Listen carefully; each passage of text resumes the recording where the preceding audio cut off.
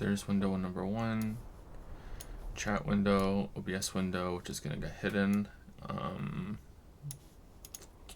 I'll drag that over there in just a second. Here's the questions window. We'll have Discord in just a second.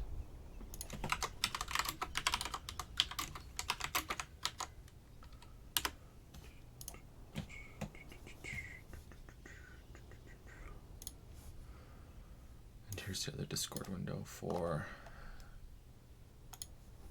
the questions. Do you remember the last person we asked? Or the last person we answered on here? No, but it was way up, right? I think we did 5 on Patreon and 5 on Discord. Wow, that's that was a long one, yeah. Maybe we should have like a 5,000 word limit. Okay, we did Assistant Weeby. We did Jormunder.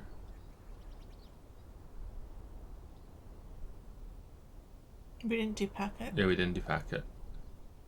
Alright, so Packet's the first one on Discord, and Kim K is the first one on Patreon. Alright, cool. Alright, I feel like I need to do something. Oh, I need to do text.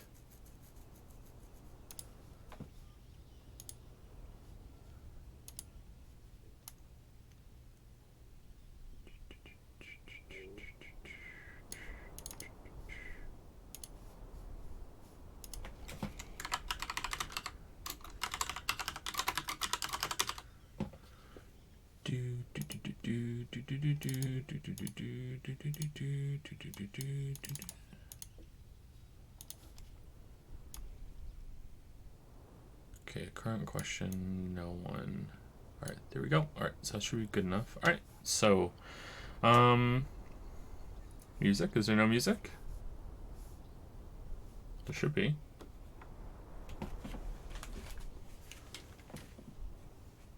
Oh, there's no music in this part. Here, I'll put some music on for you guys. 1 second.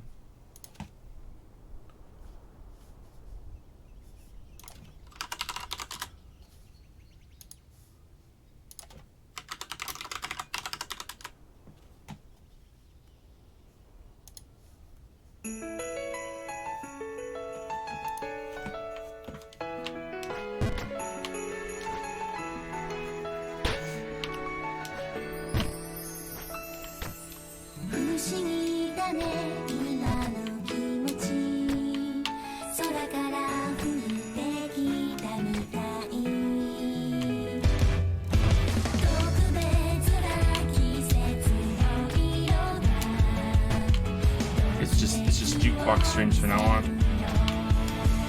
That's it. I am become Forzen, destroyer of streams.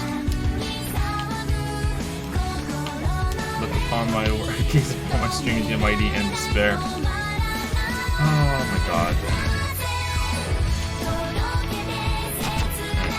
So, if you weren't here for last stream, we were playing slow snow halation roulette with chat, which is that they kept requesting songs, and it was like Undertale remixes and Country Roads remixes, and every single time I'd be like, is Snow Halation gonna start playing halfway through this? And surprisingly, it was happening quite a bit, and people seem to have fun with that, but I wasn't. You okay? Yeah, I'm trying to read over there because I was covered over here. There you go. And they made it purple, so I thought that must mean it was very important. On one hand, Q&As are awesome, Sleepy, but on the other, my question is number 6 in line on Discord, and while unlikely, possibly answered today. Hard questions, man. All hail Weave Joe. Sorry, Malevies. Should we have favoritism and just answer Malevies right now? No, that's not what I wanted to do.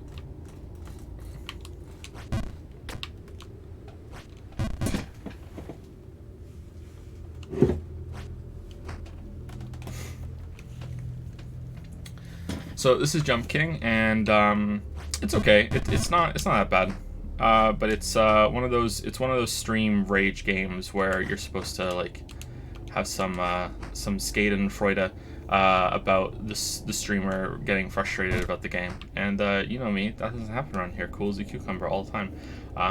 So we're trying to get to the top, and I thought it would be a good Q&A game because I just want to be able to say I beat it, but also it's not really doesn't require all that attention, to be honest. So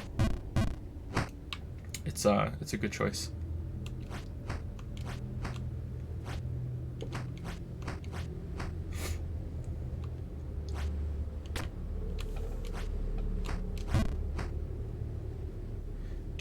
The one from the music stream. Exactly. 6.9k coins. Who has the most coins right now? Was a big reason to play Jump King today because Lili is Of here. course. So I'm really bad at that jump right there, and I'm trying to figure out how to do it easier. I think if I start jumping right before the wind changes, I think it's easier. I'm just not even gonna watch. I'm just gonna talk to chat. I feel a bit congested today. Full attention to chat. Blinders on. Ignorance is bliss. This is true. Yeah, okay, it seems like start jumping full power right before the wind changes. Like we just did there, but it's wrong. Alright, so full power jump just as the wind changes. No, that was too much. Oh, it was fine, okay.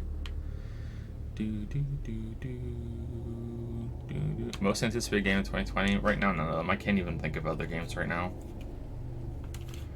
It's just Witcher. I'm 100% Witcher. Just I can't think of anything else. Oh my god, that was close.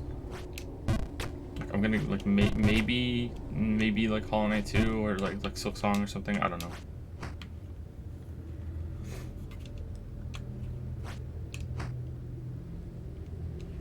I foresee the first AI redeemed today. That already happened. Dark Flashes already did it. No. Dark Flashes made me dab. The first was Samuel Aguera was the first person who did an AI cash in.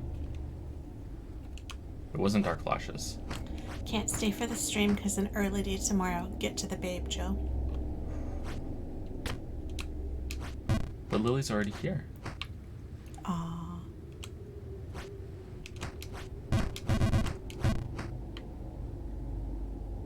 I missed it. Yeah, you missed it.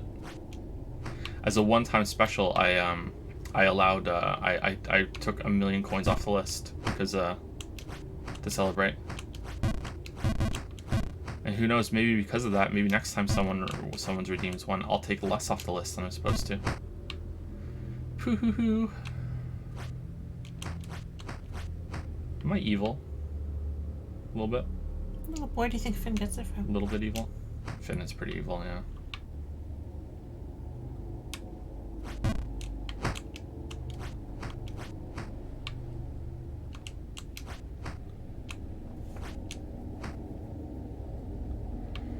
Okay, we're gonna hit the ceiling here again. I am willing to pay whatever you want for you to be always happy and without worries. Also 24/7 snow halation streams. Aw, thank you, Zeph98. That would make me happy. 24/7 snow halation streams.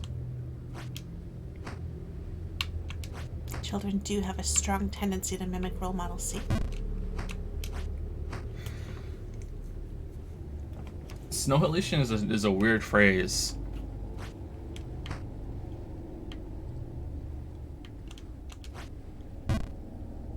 Wow, that's not what I wanted to do.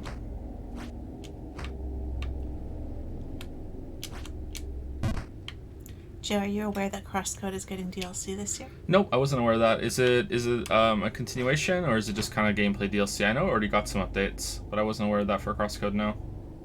That could be fun. What game are you planning to stream after Disco Elysium?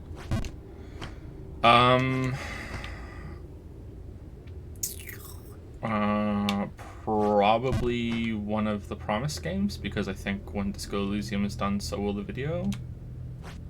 Unless I'm grossly estimating how much Disco Elysium is left. This is really annoying. Post chapter? Post chapter for Crosscode? Okay. Well, I hope it continues the story a little bit.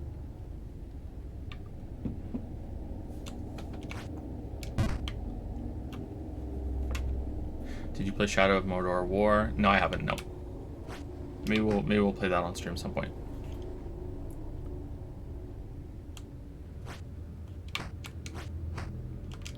They just recently released a NG Plus thing for CrossCode and planning to do more in 2020.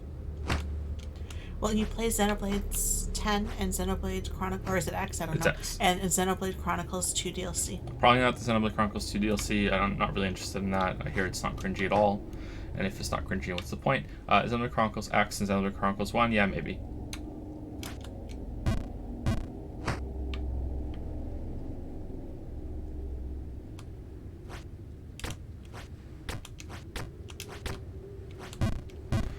Oh my god. The snow is so awkward. It's like you never know if like, should you be jumping straight up and letting the snow carry you or what? Do you slide on it? No. But you can't move in the snow. Like the wind was blowing you from left to right. It's pretty awkward. I feel like this should be a lot easier than it is. But it's not. It's really annoying. No music this time ever again, right? We might do it once a year. Maybe after New Year's we'll do a music stream. And people can prepare their snow elation bait bullshit. Like I have fun, but I'm not sure if we're actually allowed to do what we did. Like the whole point of playing music on streams and everything, and with copyright claims, is that you can say, well, it's not a recreation of listening to that music experience. You know what I mean? Like it's part of the game or whatever. And then just going on YouTube and just playing music is like, no, we're just listening to music together. So like that's not fair use anymore. So I'd rather not risk it often, but maybe once a year we can do it.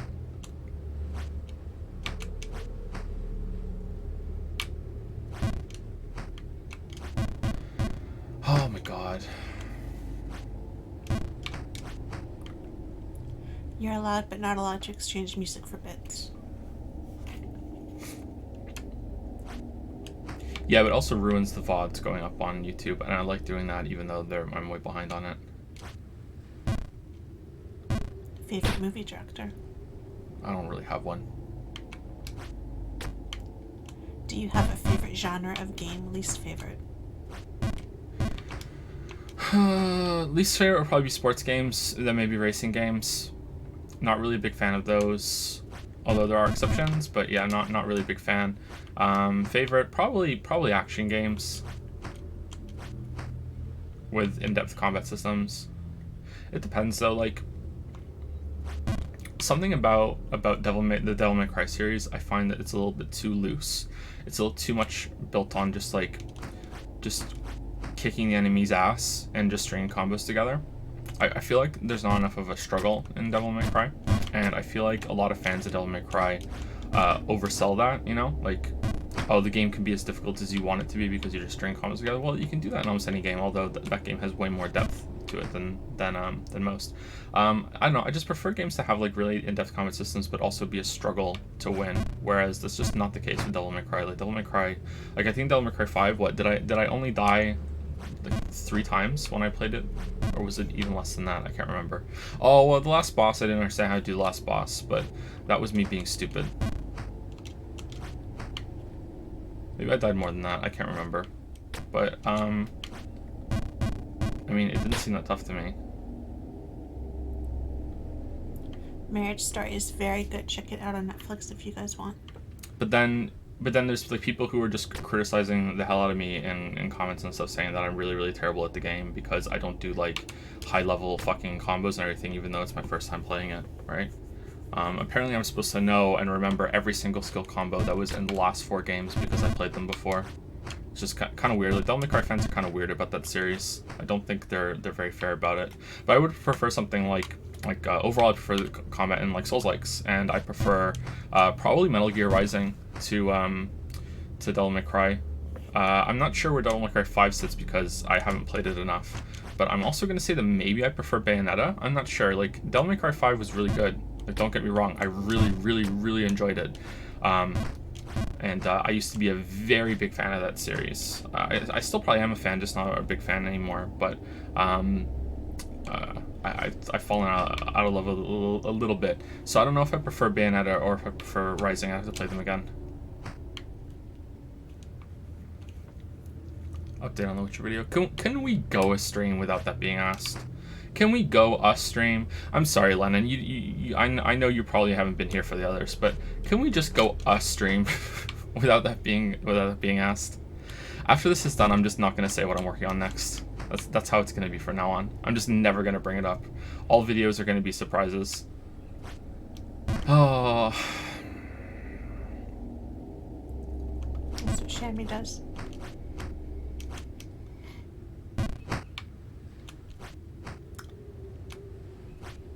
Lily and Joe, I sometimes have trouble naming characters, places, or things in the D&D campaign I'm DMing. Do you have any writing advice or naming conventions to make stuff sound more natural? If you were trying to name something that's fantasy, like, I would look at a name that is already a little bit flamboyant, and I would just kind of mix two together, like twist them around a little bit and see what you get. But that was always more Joe's area than mine, but... I'm not really good at naming people and characters. I like names, so that's what I would do to make them a bit more unique. Like, take something like Narcissa and Persephone, and you get like Narsephone or something like that. Like I would just mix things, take pieces from one and mix it with another one. There's a lot of good baby naming sites too. You can go on and you can even put in name generators. I was gonna say you can put in a name and they'll give you other names that are similar in style. Just to go back to it real quick, like this Shammy, I still think just gets a lot of questions like, what are you working on next though, right? So it'd just be changing that one problem for another. Maybe it's less frustrating though. I don't know. Like a name, I'm pretty bad at names. I don't really put all that much thought into it. If you are gonna put a lot of thought into it, then you need to look at like, okay, what are the influences of the region that you're naming these characters in? You know, is it a Germanic nation? You know, is it supposed to be like something like an alternative Roman Empire, like Nilfgaard and Witcher, like, you know, like things like that. So I think that if you want to put a lot of time into it, you could. Like you it all depends on how much effort you want to put into it. But really, I just like, okay, what's this character's name going to be? And honestly, like the big thing, this is going to sound so immature, but it's really, really, really important to me because it bothers me so much in other media. My biggest thing when it comes to naming characters is that I make sure that the names of many characters are going to be interacting together and going to be in the same story.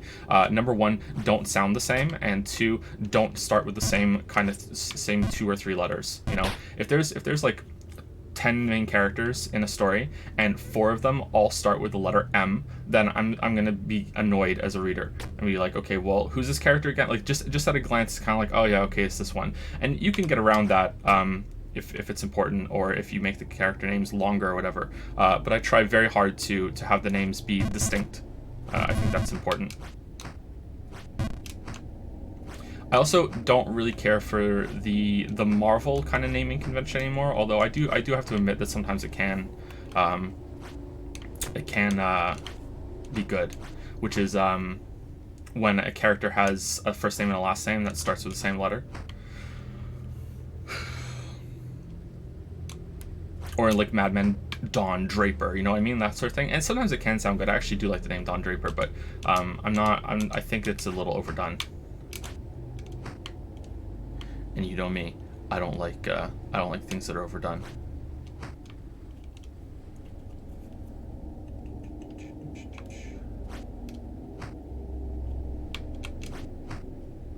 I think it's better because you can lie outrageously as an answer then. If it's wildly known, you never give a real answer. Yeah, I guess so.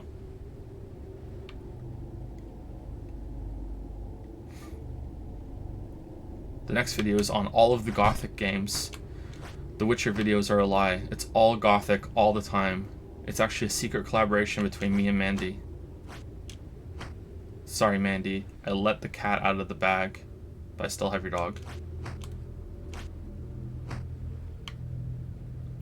Hey, my first and last names start with the same letter. Are you saying I'm a Marvel protagonist? Oh, yes, you are. Yeah. That's exactly. You just don't know. You just don't know it yet.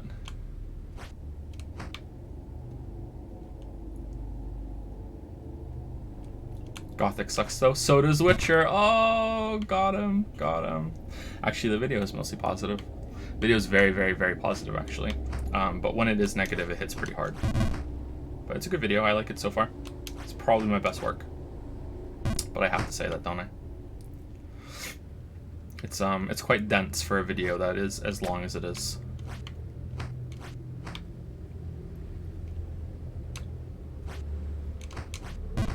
I know. I think I'm having a problem with criticism lately, which is that I'm taking it too much to heart. You know, like A lot of people think that I don't take criticism well, which is really not true.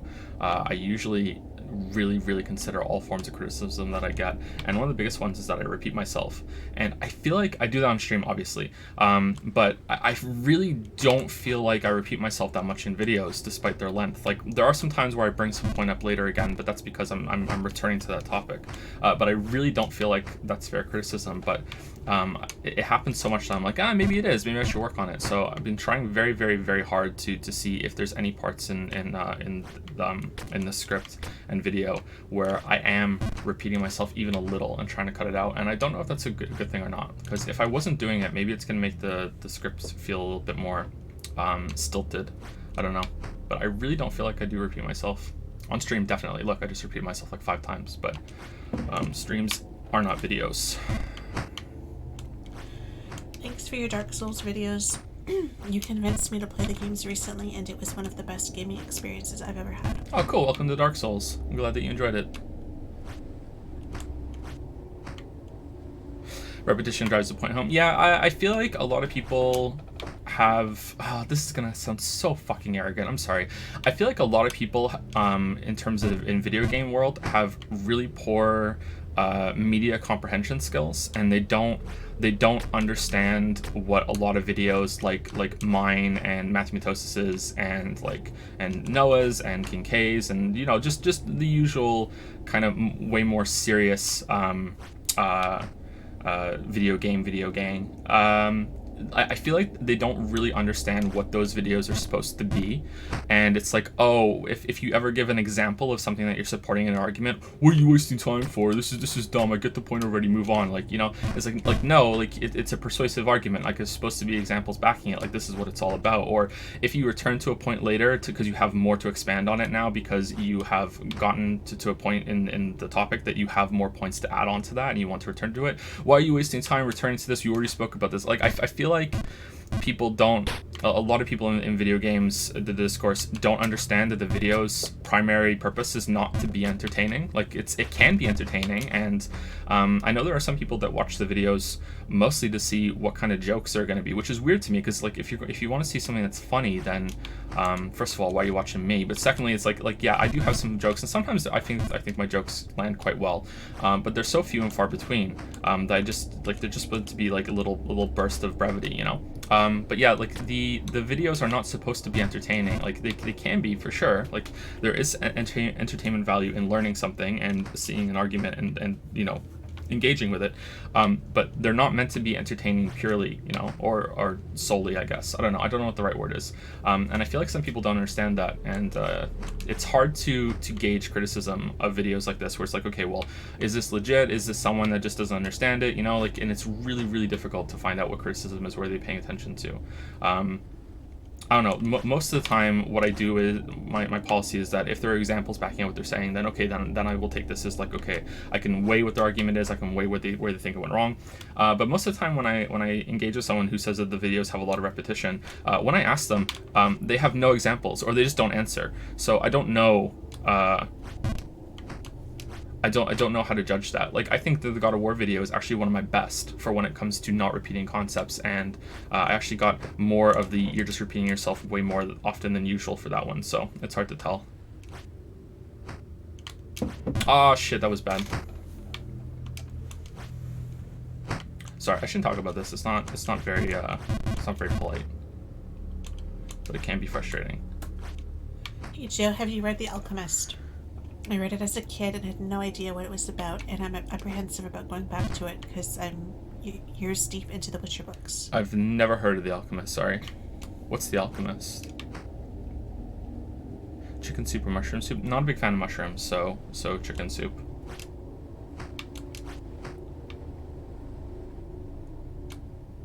Something about mushrooms, eating mushrooms, just doesn't sit right with me. Full Metal Alchemist. Oh, you weeps.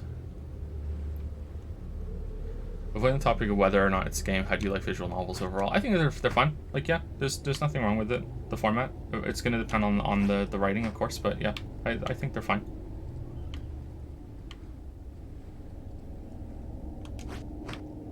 Oh, that's too far, isn't it? No, maybe it's not, actually. Let's see.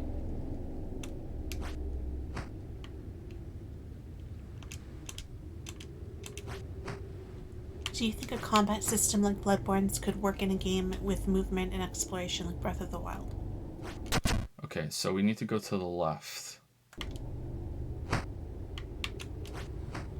Yeah, for sure. Yeah, I think that could work. I think you're fine complaining about that stuff. If I were one of those people, I'd try to go point for point to show how you were repeating yourself, but I think you're good. Joe calling the chat weeb, something but pots and kettles comes to mind. That's why I enjoy your style a lot, no disrespect, but sometimes it feels that if you haven't played the game recently, there's no way to follow the argument because they don't give it any examples. Yeah, that's thank you. That's a big reason why I give examples, and that's a big reason why I do recaps, because like there are people who aren't going to be watching this video until years and years and years and years after the video comes out. You know, like right now the channel is getting more views than it ever has. You know, right now the channel gets anywhere from 50 to 60,000 views every single day, and that's at a big peak. It's gonna dip down a little bit after this. I don't know why over the holidays sometimes there's like a boost, you know, and a lot of those people are going to be watching these videos on older games and they haven't played them for a long time, or maybe they haven't even played them ever. So it's important to have these examples, but to support your points, but also to recap the events so you're not lost. That's the whole point. Like I want the videos to be timeless in that way. And I don't know, I don't think it's all that frustrating to watch when you are watching it when the game just came out. It's also like baseline, like here's how I understood all these things that happened, and if you understand it in a different way, then hey, now you know where my flaw is coming from, you know.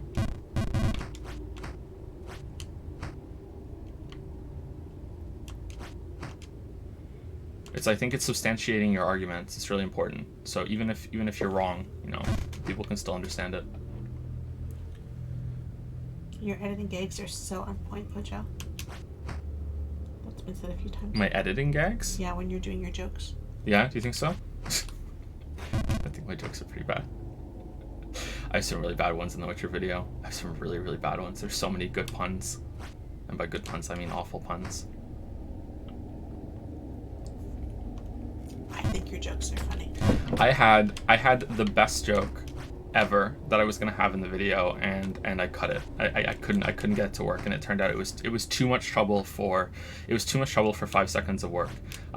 And I will tell you guys what it was right now because it's gone. I can't do it. But this was the best joke, and it was like a unique joke. Like no one else would ever be. Well, hardly anyone else would ever be in this position to do it. No, I can't do it. It's already done.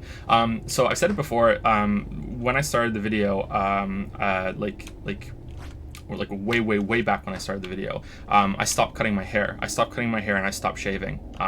So for a long time I had this really long hair, and I had a really long beard, and I still do have quite a long beard, and my hair isn't short right now, but I did cut my hair a couple months ago. So the plan was, if I could pull it off, depending on how long the video took, was I was going to there was going to be a part in the video where I was going to say, all right, now we've played the games. Now I've played all the games. Now I'm going to record this, and I'm going to go read all the books now, and then I'm going to play the games again, and then I'm going to come back and continue the video. It's going to be on camera. Like I was going to record myself doing this, and I was going to have because Lily was pregnant at this point, and I was going to be like, okay, and I was going to have the newborn baby in my hands as I was saying it, and then I was going to just hard cut to okay, I've read all the books and played all the games again, and now instead of having the newborn baby in my hand, I have one of the boys who's much bigger, and I'm going to pass it off as the newborn baby, and now my hair is really long and my beard is really long, because when I recorded the first scene, it was like I recorded the first scene second, like it was after I cut all my hair and I have the baby in my head, and then I just record the second scene first with all my hair and beard really long, and it's like, okay, now I'm done, and here's my really long beard and my hair, and the kid is just gigantic in my lap.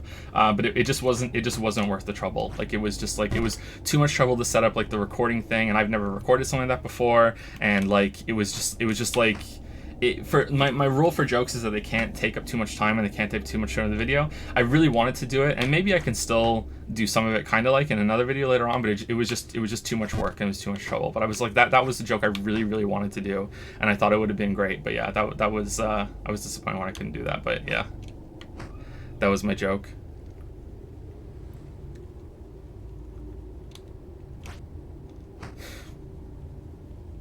Someone who sincerely likes bad jokes has integrity. You can't say no.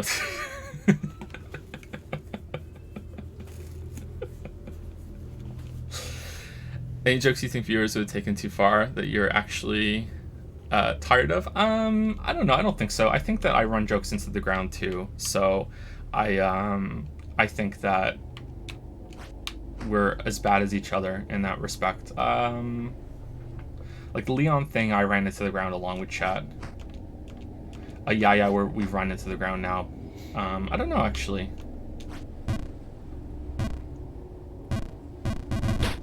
Maybe useless. Oh, here we go. All right, we're gonna be seeing the bottom of the level.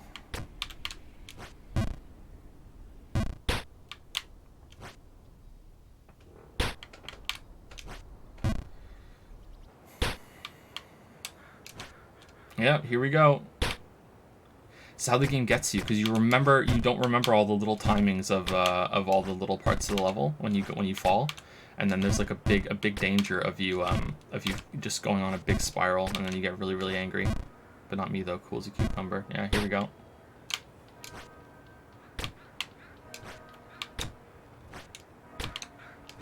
When did the yeah shit start? I don't know when the shit started. Wasn't that long ago, was Yeah, it? that's fairly recent actually.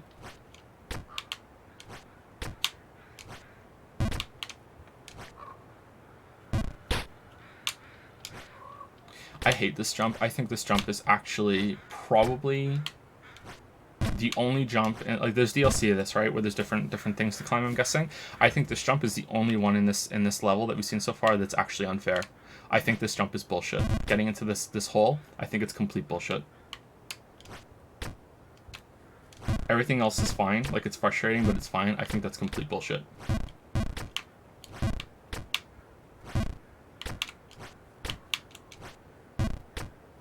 Is Yoko Taro a genius or insane? Don't know enough about Yoko Taro to know about that. I just wanted to mention that I have been eagerly waiting for you to stream the Zero Escape trilogy and AI since the Danganronpa streams. I love those VNs, and I hope you will too. We're gonna be streaming AI and maybe Zero Escape this year. I don't know. Maybe. I'm a little nervous about streaming Zero Escape because of how the escape room went in Danganronpa 2. I didn't understand part of it. There was a puzzle that was binary, and I didn't understand that application of binary, which led to quite a frustrating moment in chat where, like, I said, I know what binary is, and everyone was like, well, you clearly don't, because you don't do the puzzles. Like, I know what binary is, I just don't know this application of binary. You know, like, it was confusing for me. And I am worried that Zero Escape is going to be just that, like, for the whole game, and that can be frustrating. But that's part of the trade-off of being a streamer, is that people get to see you struggle. It's just that when it comes to puzzles, I feel like chat can be the most obnoxious, you know? Even people that have been around for a while and I generally get along with and like, and it's like whenever they're in chat, I'm like, oh, cool, like, I'm glad you're here, you know, like, you're someone I know and you're usually very nice in chat. Even they can turn into, like, colossal dickheads when it comes to puzzles in chat. It's weird.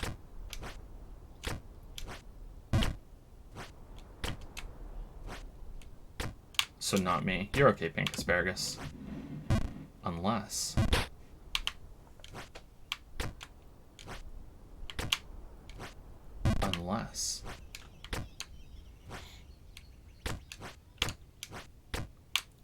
Yeah, draw a T, yeah. Like, suddenly everyone forgets the saying, you know, cross your T's and dot your I's. Just the whole world, like, no, that's not a thing. Just the whole world. Oh, cool, we got up here. All right, nice. All right.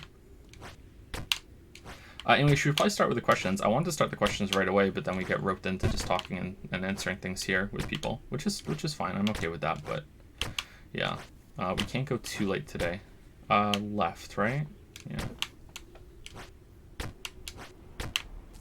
Well, we started late too, so...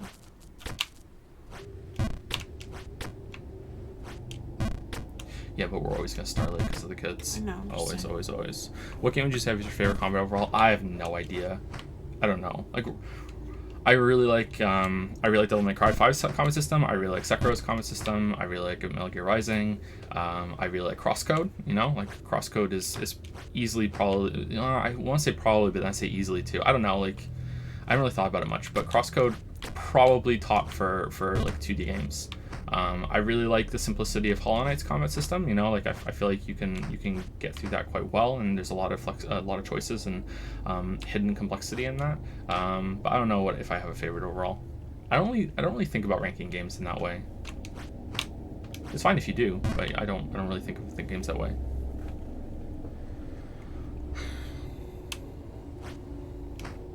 Flex says Flexin. Flex. Anyway, Libel, can you see this list over here?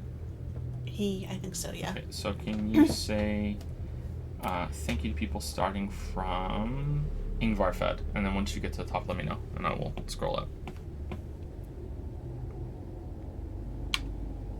So, thank you to Ingvar Fed, who resubscribed with Prime for 23 months. Thank you to Jason Kim, who resubscribed with Prime for 24 months. Thank you to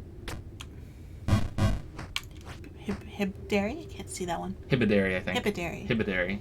Who resubscribed for 3 months in a row and says, "Hey Joe, since you've mentioned it during Fallen Order, Jedi Knight, right?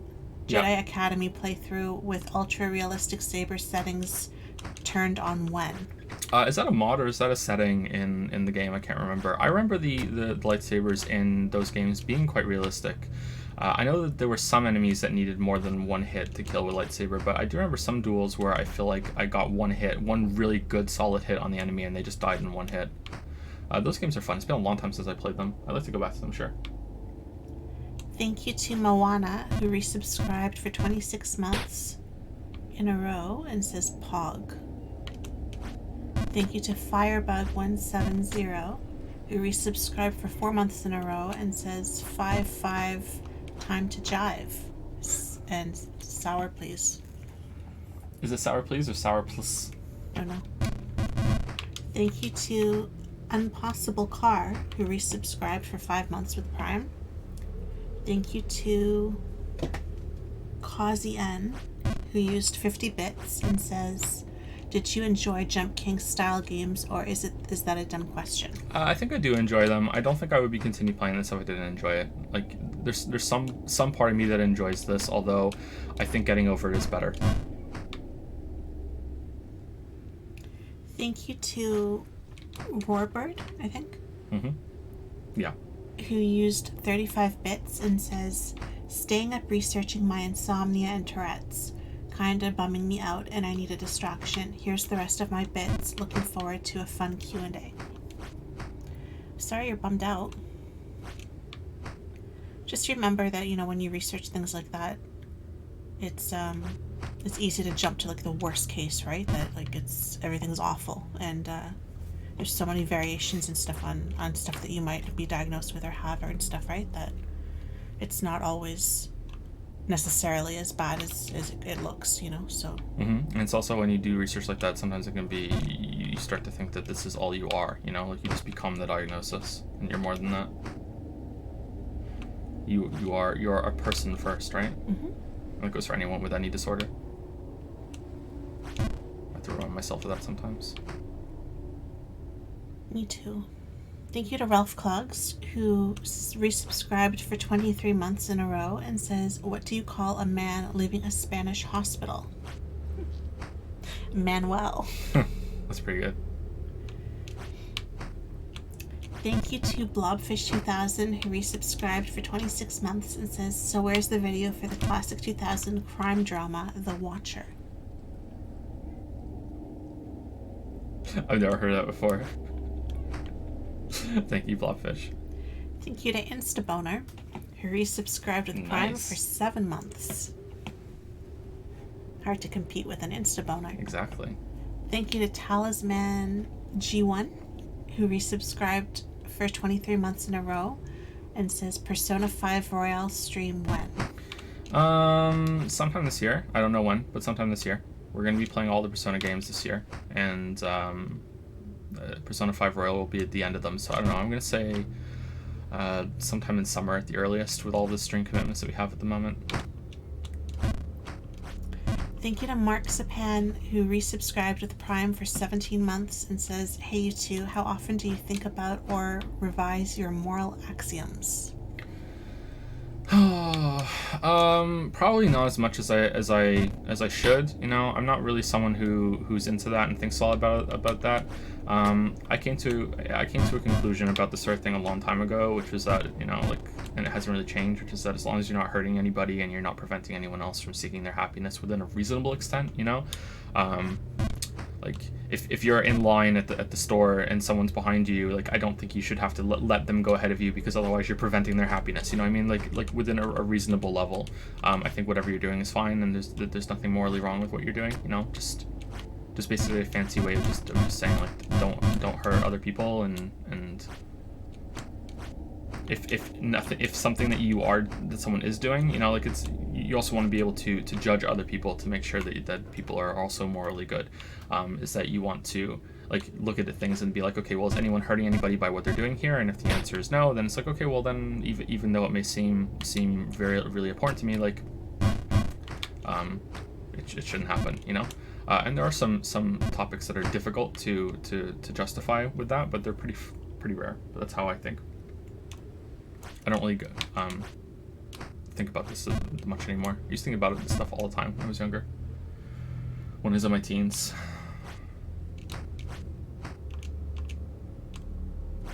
Thank you to Octavian430, who subscribed with Prime.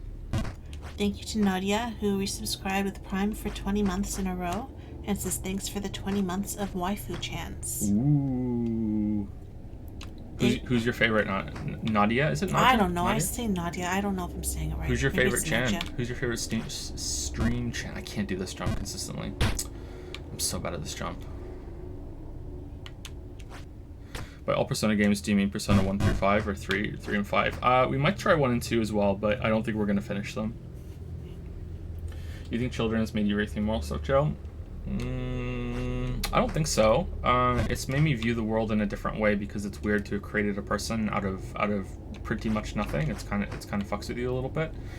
I know it should be a well done moment, but it's just really the opposite experience of having a parent die. My mom's dead, so and my mom died like way before we had kids. So it's like you see a parent who is there and was a big part of your life, and then they're just gone, and it's like, what? Where did they go? You know, like, I know that sounds so juvenile, but that really is where a lot of the angst comes from when it comes to death. And it's just like, how is this person just gone? And then you have a kid, and you look at the kid, usually for me it was almost instantly, you look at the kid, you have the kid in your arms, and it's like, where did you come from? You know, like, what? Like, how is there just another person?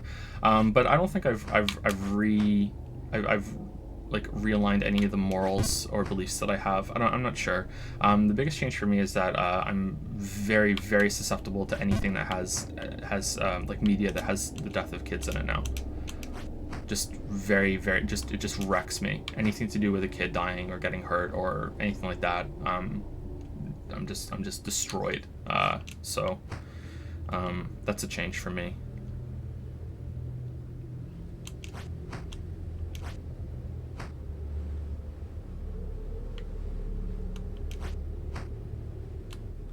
So they said hard J. So Nadja, I guess. And Bandage Chan. Bandage Chan, wow, interesting choice. Nadja has said that to us before, and we have forgotten. I know. You know what it is? It's like, I'm not sure if it's ya or ja, and I'm not sure if it's nod or node. You know what we should call him? We should just call him Ja Rule. Or Nod Ja Rule. Nod Ja Rule. You said this last time, and I laughed then too. Did I? And yeah, you did, and I remember laughing at it before too. Wow. We said it. I hate you. That's okay, Ja. So God of War is your favorite game now? No, I don't think so. Although, you know, I don't know. I don't think I get much benefit out of there being like positive experiences with kids in video games. I don't know. But when it comes to like negative experiences, I don't know. It has to be at a certain level of realism, I guess. I don't know. I don't know. Who's next on the list? Is it neurality or neurality? I can't see from here very well. Neurality, I think. Thanks for all the great Thank you to Neurality, who resubscribed for 3 months and says, thanks for all the great content. Here's to a new decade of memes and waifus. Thank you very much, Neurality. And thank you to Pikatan. 659, I think, who resubscribed for 4 months in a row and says, I'm sorry if you get asked these things often, but I just binged a few VOD series. And I was wondering if you still plan to play Catherine full body at some point. Probably. But I don't know. Okay, so is this, sorry to interrupt the thing. Is this a checkpoint now? Like, are we safe? Because it looks like we can never fall, right? Maybe there's gonna be like a wall up here and that just sends you all the way back down to the bottom. Huh. Alright, cool. So we've made progression, everybody.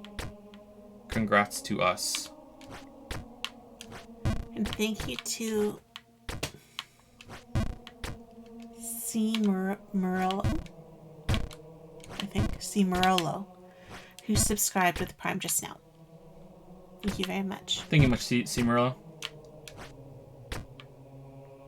What? Oh, sorry. Clawfist. This seems quite difficult. Oh, it's not that hard to say clawfist. It's just you have to really like put your whole mood into it, you know? No, the game. Oh, you were doing a thing. All right, well done. Usually I'm the one that does that to you. Got him.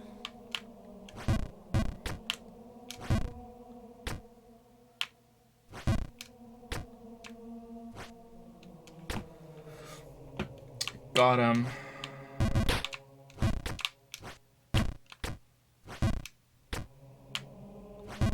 The rare Lili troll. See, mine are more effective because I just slip them in there every now and then. That's what she said. Mm-hmm.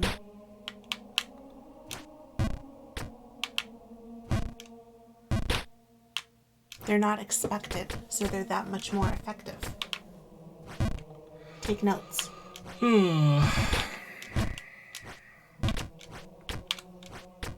All right, Lily Chan. Let's go to the first question from. Let's go Discord this time. Let's go Discord. For packet? If that's there. So let's update the thing, OBS.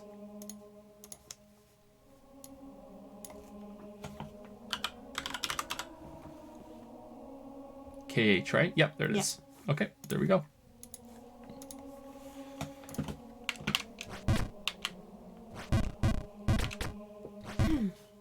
So Packet says, hey Lily and Joe.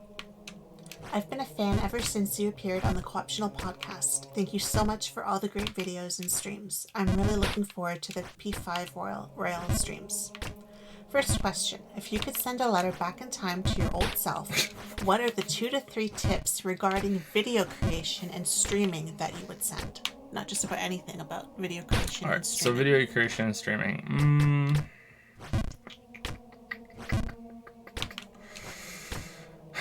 All right, so this is a tough question for me to answer because I'm not a good learner. So the way, okay, so that's not entirely true. I think that the way I learn is good for me, but it's not that efficient, and there are definitely better ways of learning things. So I know this is gonna sound weird, but the way I do things is already like I've capped out. This is how I am. I'm stuck in my ways. I'm dug in, and I'm never gonna change. Like I'm the old dog now when it comes to these things, and that is I need to just jump into something and just feel it out. Like I'm not the kind of person that can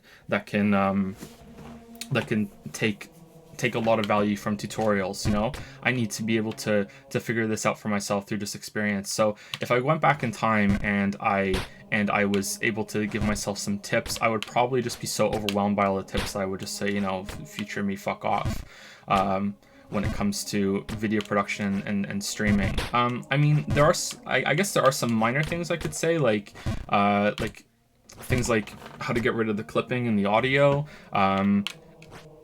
Maybe just like tell my past self that, you know, you should start trying to mess around with some video techniques and some fancy transitions sooner than I really started. But like, I mean, I did try to do that even from the first video. There are some fades in and fades out, and some attempt at clips matching each other from different themes of what I'm trying to go for in the video. Like that has been something I've always tried to do. I just I'm not very good at it. I still don't think I'm all that great at it, but yeah, I that's on the video production side. Like,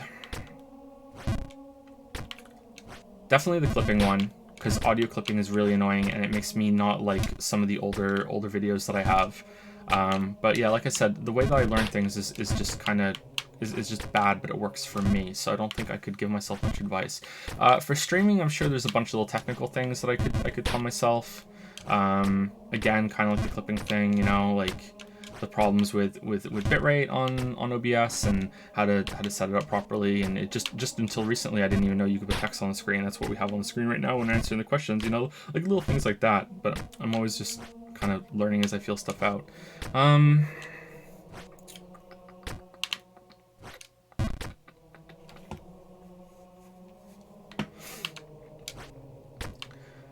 I think it would just be more about just telling my past self that it's okay to be myself on these things, that it's all right to be a little bit of a spaz, you know, and like people are going to be accepting of that, and you shouldn't really worry. I think that's one thing that's not really part of the production, though. It's about presenting myself in a better way. I think that's something that I think I would get some value out of. And from hearing from, you know, my own self. I don't have a really good answer for this. I'm sorry. Packet. I think it's because it's specifically about video production and everything. If you're talking about like script writing and as well, and it's not just the video editing part, like I could probably give you some more examples there. You know, like I've gotten a little better at that, and I've learned some lessons about that. But well, maybe you could talk about the script writing, because it's still part of making a video, right? I mean, it's video creation, not streaming.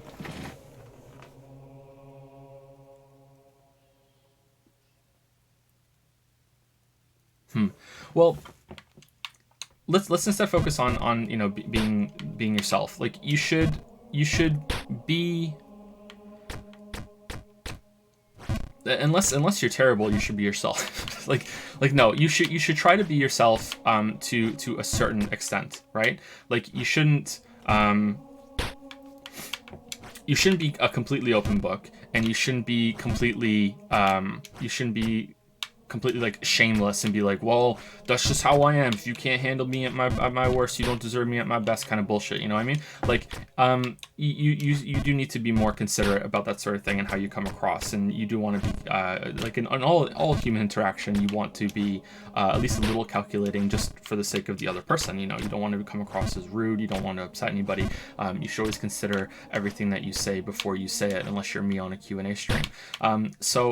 But at the same time, you do want to be yourself. We recently got through this stage where we're still kind of in it, actually, but I think we're finally seeing the other side, where the de facto voice in writing was to sound like a stuffy old like white British person, right? That's what you wanted to be. That's what most writing was, you know. That's what the writing voice that everyone was supposed to aim to, especially when I was a kid. I don't know how it is right now, but you want to sound like that. And now we're finally at the point now where that's kind of like no, you want to have your own kind of voice. You want to bring your own personality to your writing, even if that comes at the cost of it making complete sense, you know.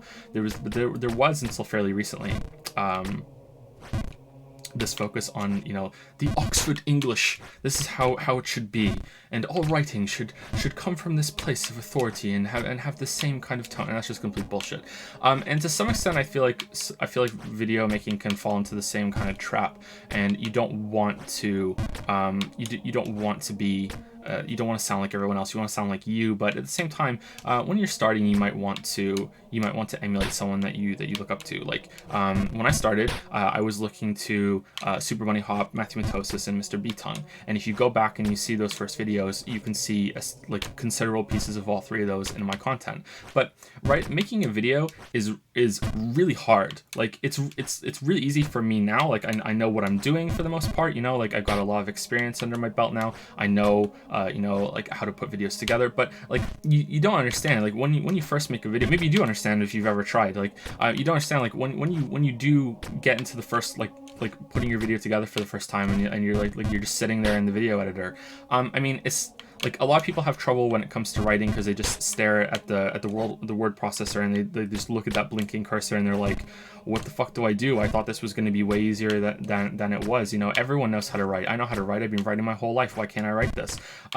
Like it's like that, except there is none of that in the back of your head saying, hey, you should be able to do this. You're running your own life. Because like no one's made a video until they made a video. As stupid as that sounds, right? So it's an unusual position to be in. Most people don't make videos, surprisingly enough. So it's very understandable that when you're first starting out that you're going to want to be taking things from other people that have made videos before and being like, okay, well, how did they do it? Let's follow this kind of the path that people have made before me. But I think that as soon as you can, you should embrace your own style and your own voice, and you should try to make it your own. And there's nothing more annoying, I find, than watching someone on YouTube and they do like a bit or a stylized thing, and you're just like, wow, I know exactly where you got this from, you know? Like it's really irritating to see anyone copy the angry video game nerd. And of course, this is more annoying when it's really specific. So there are things that are very general that you can't, like, no one has the rights to, like having a mostly serious outlook on games and discussing them mostly seriously. Like no one can own the rights to that. Whereas a specific skit that some people do is kind of like, oh, okay, well, they kind of made that their own and you're just kind of copying that. You know what I mean? Like, I don't know.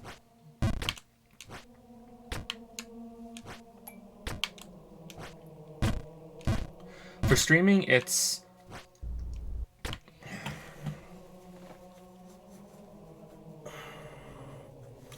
For streaming, I think the biggest lesson I've learned recently is that you want to embrace the interactive audience part of it. You want to not shy away from that. You want to be able to have this back and forth with your audience, and you want to be able to build off of them and have them shape the content. We've spoken about this twice on stream before, so forgive the repetition, but streaming is a unique, I'm not going to call it art because I don't think streams are art. I think they can be art. I just don't think that the way that I do streams are art. But they are a unique medium, let's say, in that there's nothing else like it where the audience shapes the content. Of course, the audience always shapes the content in some respect in all mediums. You know, if they don't like something, then they're not gonna get more of it, for the most part. But streaming is a live collaboration between the performer and the audience, and the audience is encouraged to interact with the performer, and it's sort of like a stand-up comedy thing where heckling is encouraged and even a part of it, and the performer needs to get used to the heckling. I think that streamers that don't interact with their audience aren't really using the medium to their fullest, and that's easy for me to say when I'm not a small streamer anymore, but I would say I'm a medium streamer. Do you guys think that's fair? Like I'm not a big streamer, I'm not a mega streamer. I would, but I'm not a small streamer either. I would say, like, what would be the translation? Like a C-lister, like a C-list streamer, you know, like, so like it's easy for me to say as a C-lister, hey, you should interact with your audience, you know, all the time, when I don't have so many people like just shouting at me the whole time whenever I stream. Like at that point, chat becomes impossible to interact with. But I I think that is part of the medium that you should try to keep up with. I think once you get to that point, maybe you should turn chat to sub only mode, so you can keep the interaction with comparatively the same audience that you had before. As much as I don't like having something like that paywalled, I feel like that might be the best answer to keep streams where they should be, or where I think that they should be. But yeah, so embrace that, whatever it turns out that your audience likes and whatever you are comfortable with doing with your audience. I think that the danger here is that you can take that too far. Like I think that perhaps the whole fake weeb thing, and as I said, that there's gonna be a lot of people in chat being like, fake, what are you talking about? Like the whole fake weeb thing and the whole like let's dive into weebish culture as a complete outsider. I think that may go a little too far sometimes. I feel like that can get a little tiring. But I do think it is something that's interesting in our streams that I don't want to let go, but I think sometimes it can go a little too far. So as always, it's a balance. Sorry that I can't give you a really good answer to this, Packet, but that's how I feel at the moment. I guess the other one would be don't. Okay, again, like I consider my success to be mostly luck, so I can't. I feel like a fraud. Here's the imposter syndrome. When people are asking me for advice, I feel like I should always say you shouldn't listen to me. Like I just lucked my way here. That it just so happened that the No Man's Sky video hit at the right time with just the amazing ending that happened to me in that video, and it just so happened that a bunch of people who watched that actually got to the end really early on when they watched that video and started sharing it. You need to watch this video to see the end, and then YouTube's algorithm started just by chance picking up the Witness video and picking up the Fallout 4 video. I just feel like it's complete luck. And maybe if we could boil it down scientifically, maybe we could look at it and go, well, it's not actually luck, Joe. The reason why people like that video is because it's a good video, and that's why it did well. And the reason why the YouTube algorithm picked up the Witness and the Fallout 4 video is because they're good videos. It's not luck. You just did a good job. And I just I don't know. I guess I just don't have the self-confidence to just own that and be like, yeah, fuck yeah, I did it. Like when I look at that, I just think, okay, I just got really, really lucky. No one should listen to me. Like that's honestly really how I feel. So what I want to say to you is that you should have the confidence to just make whatever content that you want, and that you'll get there eventually. Like I wanted to really make long form content. That's what I wanted to do. Every single time that I've made it like a really, really short video, unless it's a topic that I really wanted to cover real quick, it's been sort of like, this isn't really what I want to do, but let's do it anyway because I want to try and make short form content to appease people, and not every game needs it, but I really just want to focus on the long form stuff. I want to be able to say to you, yeah, just have the confidence to do that and just do it. But like maybe if I had done that, maybe you guys wouldn't be here right now. Maybe the channel would still be sitting at 20,000 subs or something. I mean, that's where I would have capped out. So I don't know. I feel like that's not a fair thing to say. So I don't know. At the same time, though, I do think that in terms of us like furthering the discussion of art as a society, I do think that as like a society, as a species, we live in a society that we would benefit way more if people just did what they really want to do, and we would get way more value out of that. That's what I think, but that's a hard sell. And it just sounds fucking terrible coming from someone who has already made it, so I don't know, but yeah, that's all I can say. That's all I can say. Did Packet have another question? Second question. If when you decide to start making videos and streams, what do you see yourself doing for a living? Well, I'm disabled, but it's a disabled that makes me again feel like I should never say that I'm disabled, because I can like live my life just fine. It's just I'm disabled in terms of like a proper job. Like I can't work a proper job. I used to be able to, but like my narcolepsy has gotten worse. I can't do that because I can't keep a schedule. Like you've probably noticed that sometimes when I stream, I'm like close to dying, like falling asleep. The case in point, like I got up just a couple hours before this stream. Like I can't keep a proper schedule. Like if we were in this is funny. Hackett says also you can answer your dream job too for this one. Okay, it's funny saying this because of the whole weeb thing. If we were living in Japan, Japan has many jobs that have what's called flex time, where you can. It doesn't matter when you get into the office. It just matters that when you do get in the office, that you work your shift and then you just go home. I could work that job easy, you know, like that's fine. That would be great.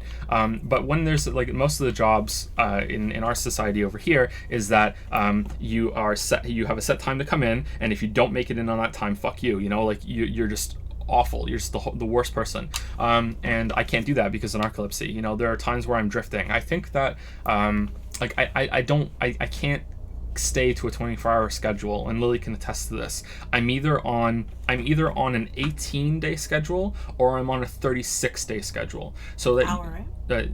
Hour. So I'm on an 18-hour schedule or I'm on a 36-hour schedule, and this, like, those are my days, and the 24-hour days just don't work for me. I'm either awake for 12 hours and then I sleep for around 6, and then I wake up and I'm awake for 12 hours and I sleep for around 6, or I'm awake for 24 hours and I sleep for 10 to 12 hours after that. That's how I best function, and that means I'm constantly drifting between the two of them.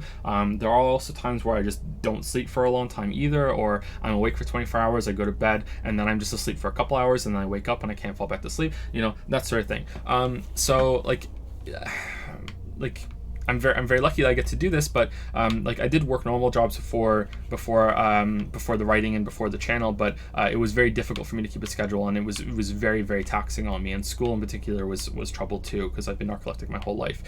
So if I wasn't doing this, I'd probably find something else that I could do on my own time from home, and I like if it's just like a normal job that I don't get to take anything away from what I'm doing with the audience that I built for this one. I would probably try to get into programming. That's what I would try to do. So it would be some sort of coding. I don't know if I would try to get into games dev and just be a coder for a game, or if it'd be web development or anything like that. I don't know. I don't even know if if that's as viable an option as it used to be. Like there used to be so many jobs in that area. I'm guessing there's probably less now, but I don't know enough. But yeah, that sort of thing. If I can take my audience with me, like if I stop streaming and I stop making the videos and I could go do whatever with that audience, then I would probably use whatever resources that we have left over to make a game and try to go into game dev. And that's my dream job as well, to answer the question.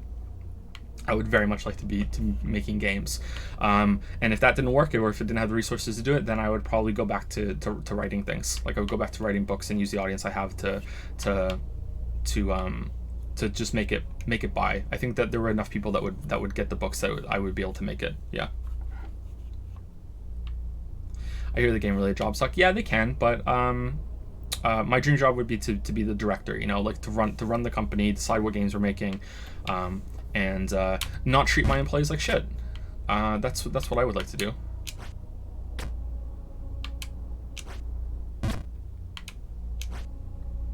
Oh man, where are we going?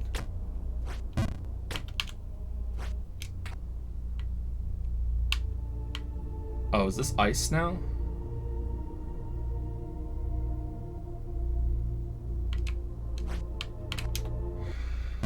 Oh boy, alright. Are we close to the end? No, it needs to be a higher jump than that. That's a hard jump to do, man.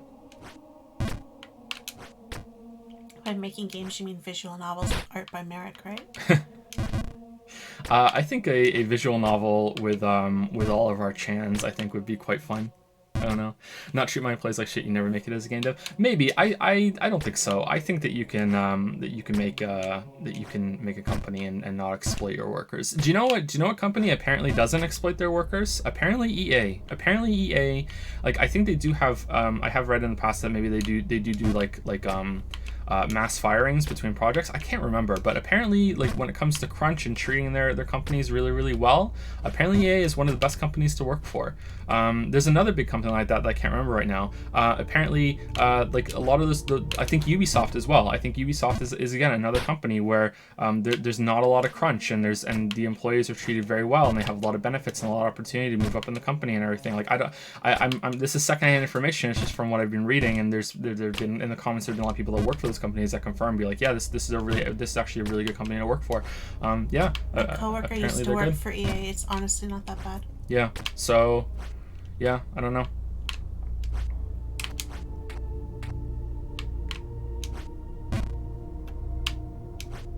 EA does mass firing. Yeah, but okay, I don't know enough about business to comment on this, but is that really so bad? Like when Blizzard, like, okay, so it depends on how it's done. So when Blizzard did a mass firing that they did, I think last year or whatever, like that got really like a lot of like bad press, and they're like, what the fuck, Blizzard, what are you doing? And then you read more about it and you find out that they actually had like there was significant benefits for the people that they were laying off. They had like a job fair thing where they were helping people who were getting laid off to find other jobs in the industry. Like, you know, they really helped their employees that they were letting go. Like they helped them out, and at the same time, it's like you look at it and you think of all these companies that are overextending themselves and have too big production teams, and that's one of the big criticism that I have, that I think a lot of these companies are mismanaged, and their teams are just way too bloated and big.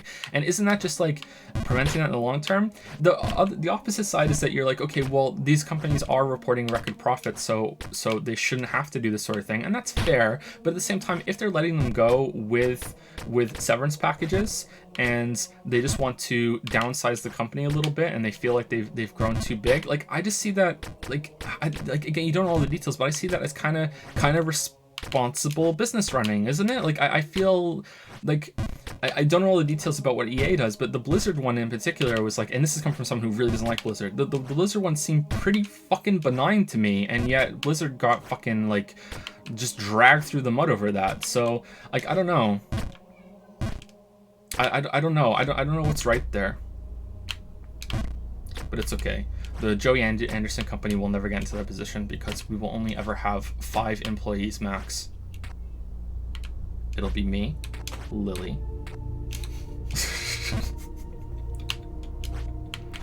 Finn, I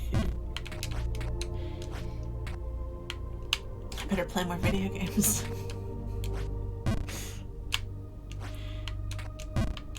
If I have a video game company, what should we call it, chat? While you give suggestions, let's go to the next person on Discord. Should we thank a few people? Oh, sure, go for it. Yeah. If I can see, because is that still Discord if it has a 5 in it? Yeah. Thank you to Discord, who resubscribed for 11 months in a row and says, "Hey Joe, I was playing Animal Crossing the other day and learned that they added a zoo. Unfortunately, building it bankrupted my town, so our zoo was only able to afford 1 tour guide. It was a Shih Tzu." Thank you, Discord. Well done. Well done. Well done. Thank you to Setson, who resubscribed with Prime for 3 months in a row and says 20 months already. Did I read that wrong? Oh, 20 total. Sorry. 20 total months. It's 20 months. You go with the total, not with the... Oh, okay. Yeah, that's what we go for here. 20 months already. Thanks for everything. Thank you, Setsun. What were the suggestions in chat? Pancake, Datapon Entertainment, Bubba, Ass Eaters, Company Chan, Chapel Perilous Productions, Almost Masterpieces, Dragon Den, Gamer Den, Andy Joe Show, Andersoft, Anderson and Father, Cringe Chan, Joe and Weeds. It's pretty funny. Pickle Dynamics Limited.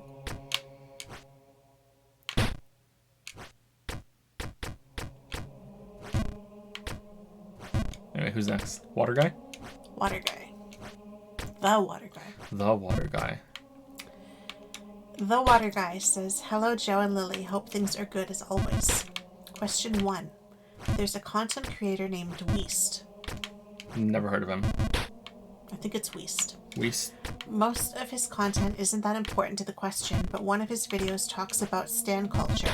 To summarize, if you haven't seen it, a stan is a toxic, obsessive fan, the kind of fan to message you something like, 'Respond or I'll kill myself.' To the meat of the question, have you or Lily had any toxic, obsessive fans yourself, without giving away any identifying information?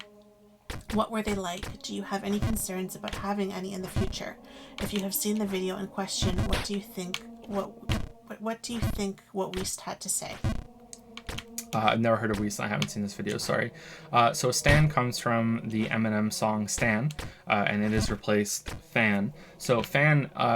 Some people might not know this because fan is such a ubiquitous term in our society now. Fan is short for fanatic, which is weird because this new stan is just like someone who stands you and is like that would be a fanatic, right? Like, so I guess stan is short for stanatic. Like, I don't know, but yeah. So fans and stans should be the same thing. I don't really like the term stan because I feel like, again, fan is already there,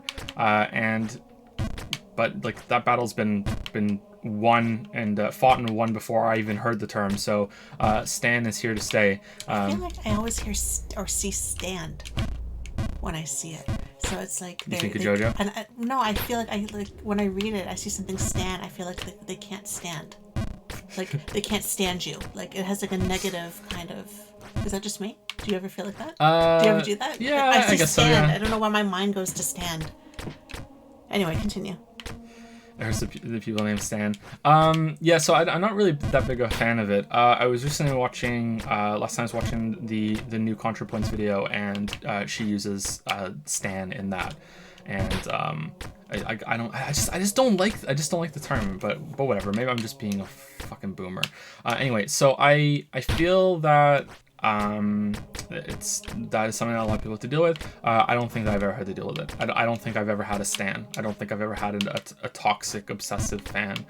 There have been some people that message me like quite a lot, and there have been some people that have messaged me, and this is sort of why I don't like to answer a lot of my messages, or it's not why. It's why I didn't like answering a lot of my messages for a while. Now there's just so many that I just can't do it. But there was a time where I was able to answer all of my messages, but I didn't want to, because what would happen very commonly, and this is gonna sound really bad of me, but I'm sorry, it's just I only have a certain amount of time in the day, but I would like answer someone's message, and because I answered the message, I would just get a Bible just sent at me, just so much text because I answered. It's like, oh, he answered, all right, time to unload. And it would just be like, oh my god, dude, like I cannot, like I can't even begin to read all this, never mind answer it. So like I don't think they're wrong for doing that, but it's just I feel so bad when I answer and then I get this huge thing. I'm like I just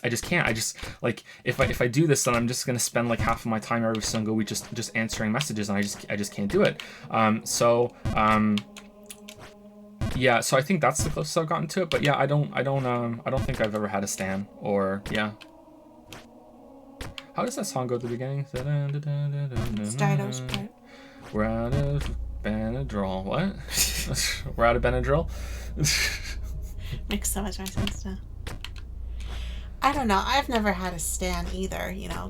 Like, I don't know why I would, but this is more Joe's show than mine. But at the same time, I do have a lot of people messaging me that are mentally struggling. And I worry sometimes about the things that I say, how it's going to come across. I feel like some of them become a little bit too dependent sometimes. It's like I've become a counselor to some of these people now, and I'm not qualified, and I never wanted to be a counselor. But I feel like I can't cut myself off because they don't have anybody, and so I'm getting messages every day, and I have to try and keep up with them, because if I don't answer enough times, then maybe they're going to feel like I'm dropping them, and that's not what you want someone who's suicidal to think. So I've kind of gotten myself in a delicate situation with a few people where they're messaging all the time, and they're sometimes they're not too bad, but other times they're extremely desperate sounding, and I don't really see how I can really help. But at the same time, they say I am helping, so I have to just kind of run with it and just hope I don't make it worse, and hope that they get strong enough and get through it enough that they don't need me so much anymore, that they can stand on their own. I don't mind hearing from people every once in a while, and I don't mind an update like, oh, I was really struggling, and now I'm not, I'm doing so much better. But I don't get a whole lot of those ones. I usually just get, I was doing better last week, and this week I want to kill myself. Fix me, Lily. And it's like, I have Kate on my lap and I'm feeding her, and I have the kids in the background, and I'm trying to quickly and yet delicately think of how I want to word what I want to say while I'm typing one-handed, and it's not a good situation like that. It's like so much potential to put your foot in something that you shouldn't put your foot in, and at the same time I feel like I can't say no and I can't disentangle because that might just send the wrong message, so no stands, but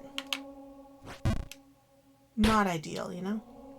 If your name is Stan, then I suggest that you just lean hard into that on Tinder, man. Like, I'll be your Stan. Just do it. Just own it. Like, you're gonna have to put up with this shit anyway. Just own it. That's what I think.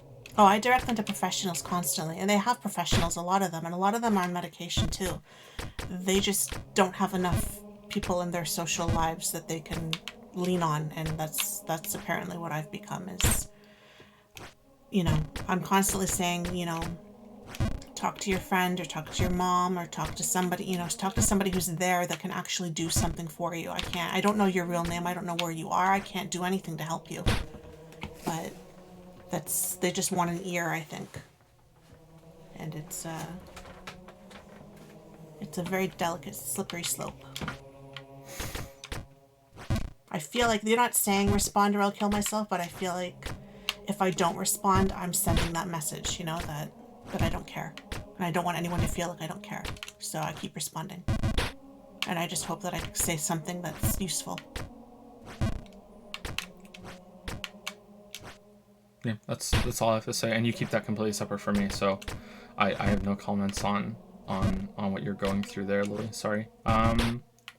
Is anyone surprised that there have been no kind of toxic obsessive fans? Like, I don't think so. I think it's probably like that should be expected, considering the kind of very minor e-celeb that I am. Like, I feel like that's like I don't think that should be surprised, right?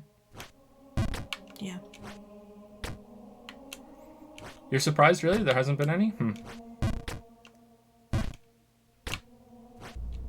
Not about what I would expect. No offense taken. No. That's how it should be.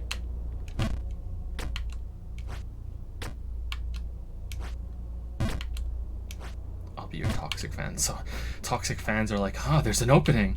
Let's go for it.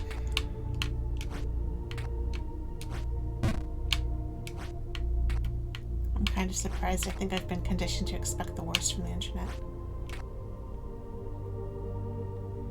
Okay, if we go like all the way to the left. All right, there we go. No, we have to jump. Oh, we have to chain it. Okay. Tough. No, you can't jump to the left either. Wow. Okay, so you have to chain them together in the direction you want to go, I guess. All right. Did the water guy have another question? We didn't change the question text. Oh. Thank you, Firebug. Sorry with the water guy. Okay, Fire so looking out for is water guy here? Water guy's not here, right? We would have seen him in chat. I haven't seen him. So water guy, if you just came here because you scrolled through the list of your like the stream to see when we answered your question, we started answering it. This is your second question that starts here. We already answered. We just forgot to put your name on the screen because we're just horrible at updating that. Sorry. I feel like the people who watch Answer are generally intelligent enough to realize content creators are human too and know you shouldn't smother them, even if they're a celebrity or someone you want to really look up to. Okay, that's not true. No, but no big toxic fans. No, I think pretty much anyone that's here on the Discord understands that for sure. Yeah, but no, there are plenty of people that are just like who watch this on the comments. Even some regulars that show up on the comments quite a bit. Yeah, they definitely don't see me as a human. They see me as an entity that they can just scream at. So maybe trolls though. Maybe trolls. Is there a term for when you get to the point where you're just expecting trolling so much that you start to dismiss a lot of stuff as trolls when you shouldn't? If there isn't, there should be a term for that.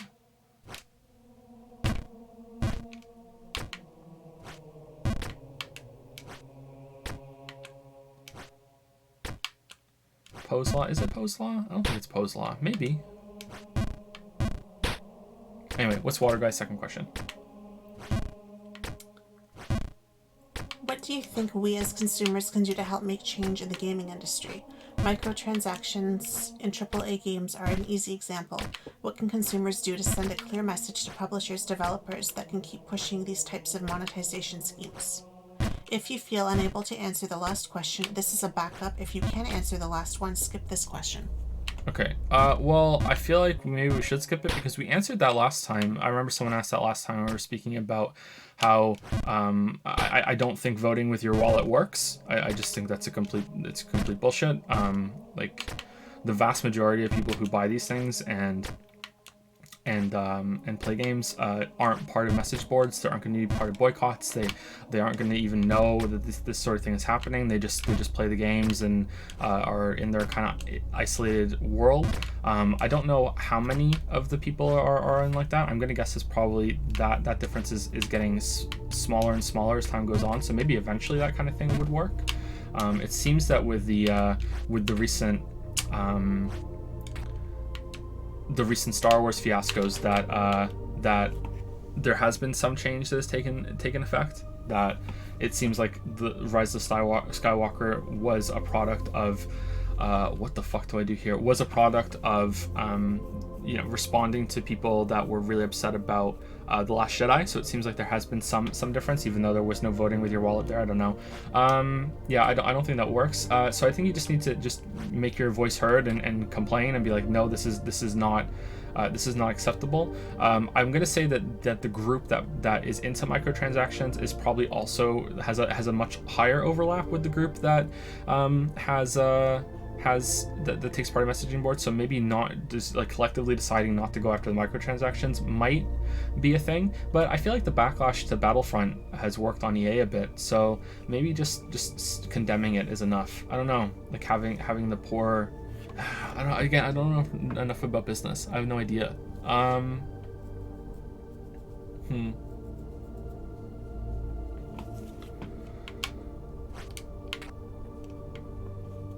I don't know, but I feel like that sort of thing doesn't particularly work.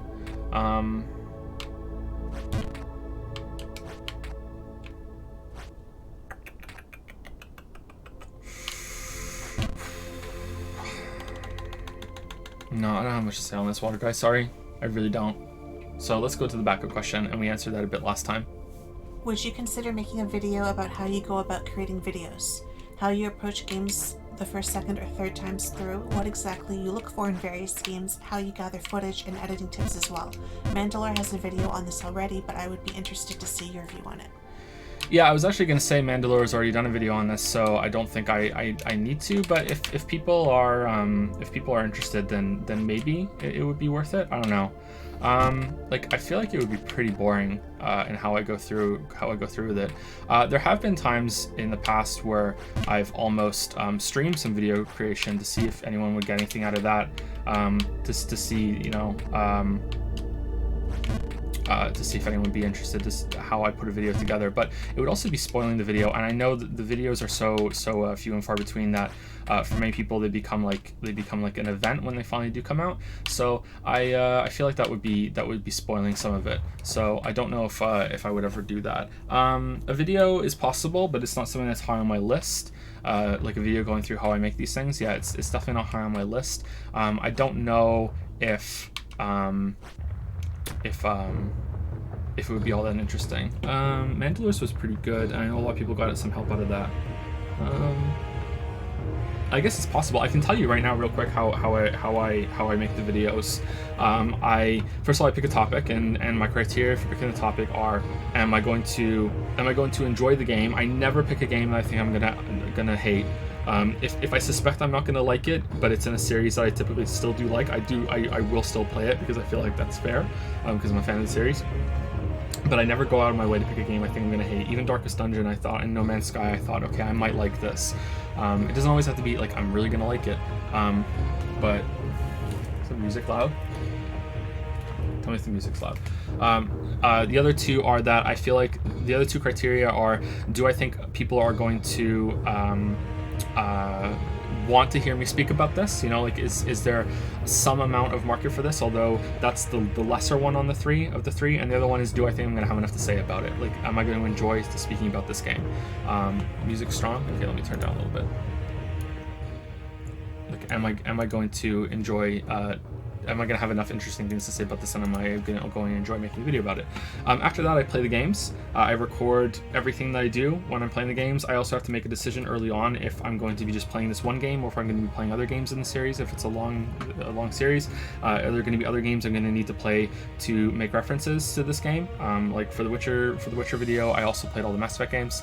That sort of thing. I didn't play Andromeda though. So like that sort of thing. Like then I just play them all. I record all of my footage, like all the playthroughs. I just start recording all at once. I used to not record my first playthrough because I wanted to have the freedom to just mess around a little bit more and not have to mess up all my footage. And also I didn't have the hard drive space to record all the playthroughs. But that changed, and I had enough hard drive space, and I was starting to get really annoyed when something really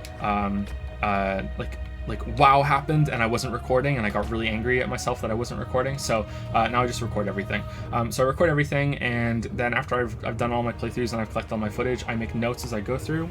For big projects, I will make notes as I go. Like I will just pause the game and I will go to the second computer next to me, and I will write at this time point this happened, or I'll stop recording and say at the end of the clip there's this example. I keep very strict notes when it comes to a big project.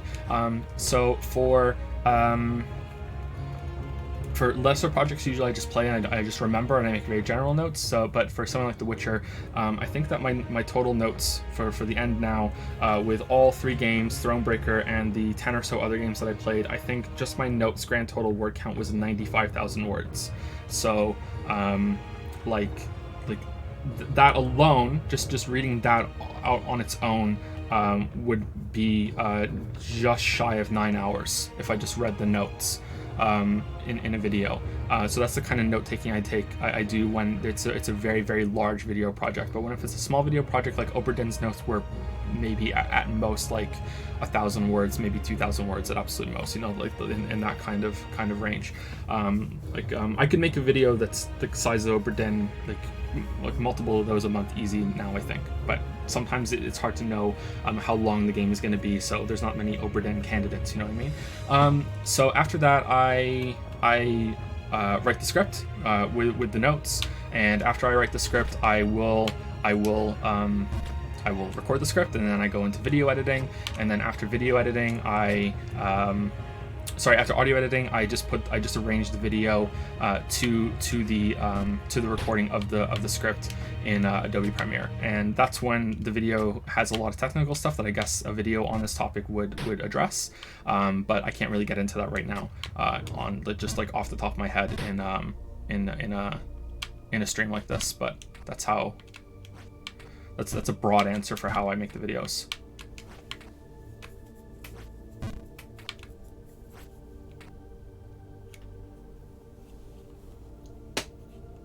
Do you go off how long to tell how long a game may take? Yeah, I usually do that, but for new games, and I prefer to make videos on new games. It's not always accurate.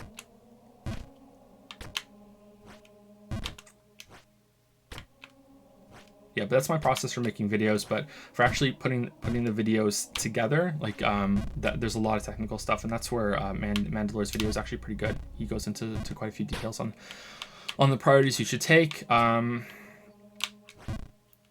one thing I disagree with him slightly about is that I do agree, like he makes the point that audio quality is more important than video quality, and I do agree with him. Like overall it is important, but I do still think that that video quality is very, very important. He agrees with that too, I'm sure. Like I don't want to strawman his point and be like, oh yeah, he was saying that that video quality doesn't matter. But the comparisons that he had with video and audio, and how he showed that the video is still perfectly fine, if the video is distorted but the audio is there, but if the audio is bad then and the video is good, then that's just like, no, it's a no-go. I feel like that makes it seem like the video quality isn't as important as it actually is. But apart from that, that video is right on.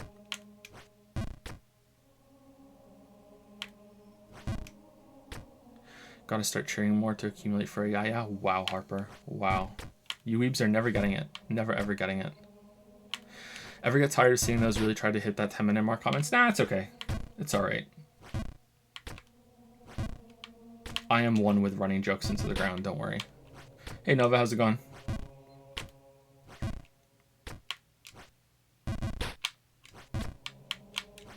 Did Water Guy have anything else? Quick ones. One sentence replies are fine. Both of you can answer. Favorite candy?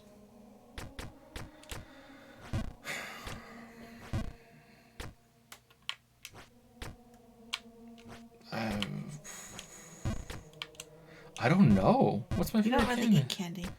Like, in Britain, there's something called fruit pastels. I like fruit pastels. That's a candy.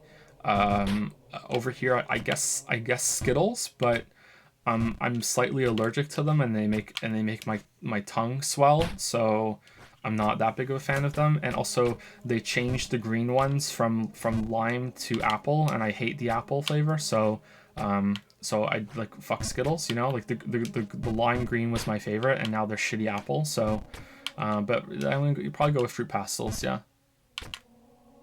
Mine are gummy bears.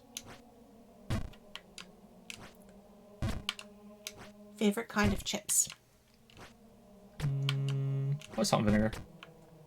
Salt and vinegar, just not crinkled, just regular flat chips. Not the biggest fan of Pringles. Pringles are tasty when you first start eating them, but after a while I find Pringles make me feel sick. But I'm not a big potato chip person.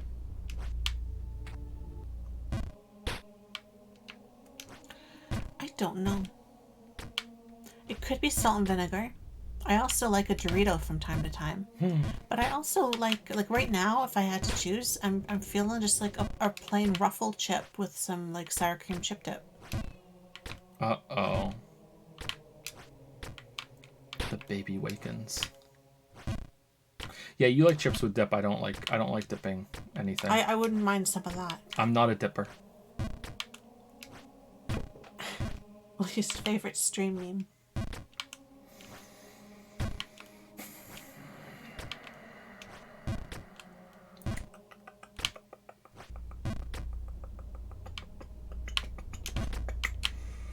I don't... Whoa. What?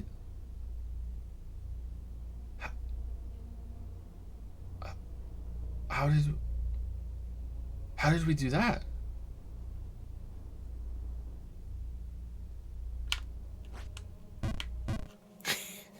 How did we do that? Why are you laughing? It's gone. What's gone? Before you could even finish saying how did we do that, it's over. I don't know how we did that. I don't know if I have a least favorite streaming. I can tell you my favorite. I can give you the answer, the opposite answer. My favorite is He Doesn't Know, because not only is it funny, but it also means that I can speculate and still read chat because no matter what I say from now on, and I really love that chat does this, and they just kind of decided to do it. If I ever speculate on plot points or anything that happens in a game, like even if I'm right or wrong, it doesn't matter. Chat just lights up with he doesn't know, or he knows. Like it doesn't matter what I say. It's always the same. So like I can just speculate and never have to worry, you know, like if I've gotten it all right, depending on chat's reaction. So that's my favorite, because I feel like it's chat doing a joke and giving a service at the same time. So I like that. I least favorite, I don't know, like I can say that lately I've been noticing a few more, as we've gotten like more an audience, I've been noticing a few inappropriate comments in chat, and it's making me want to step in and being like, yo, like let's calm down here, okay? Like some people are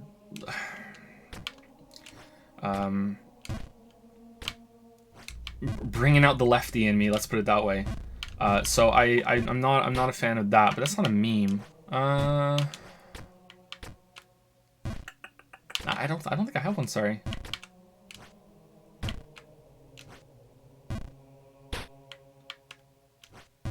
Asking for an update about the Witcher video, is that a stream meme? What about yours, Lily? Do you have one or no? I don't think I have one. Why are you torturing chat? Please don't chat. We're still on the water guy. This is still his questions. I like him to recreate that weird drawing. Exactly. I don't think I have, like, kind of like useless, but useless. I don't really have. Do you know in episode 4 of the Witcher series on Netflix, Yennefer has a useless moment. So someone calls her useless, and she just gets up and she's like, and she just like goes nuts with her power after, because someone calls her useless. It's just exactly the same as Makoto in Danganronpa. It's funny. It's not Danganronpa, Lily. It's Persona, but they don't know that I'm kidding right now. Way to keep it cool. Yeah, they can't hear it, so we're whispering. Weebs can't hear whispering. Yeah, I can't think of anything in particular that.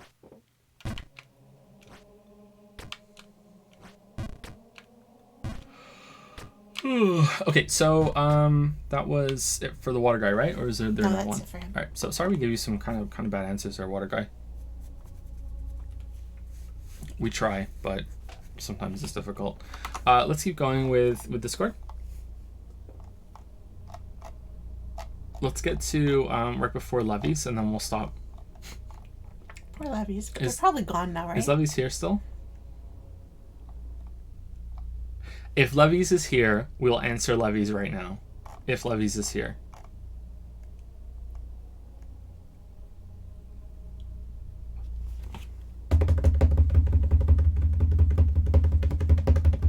Show thyself.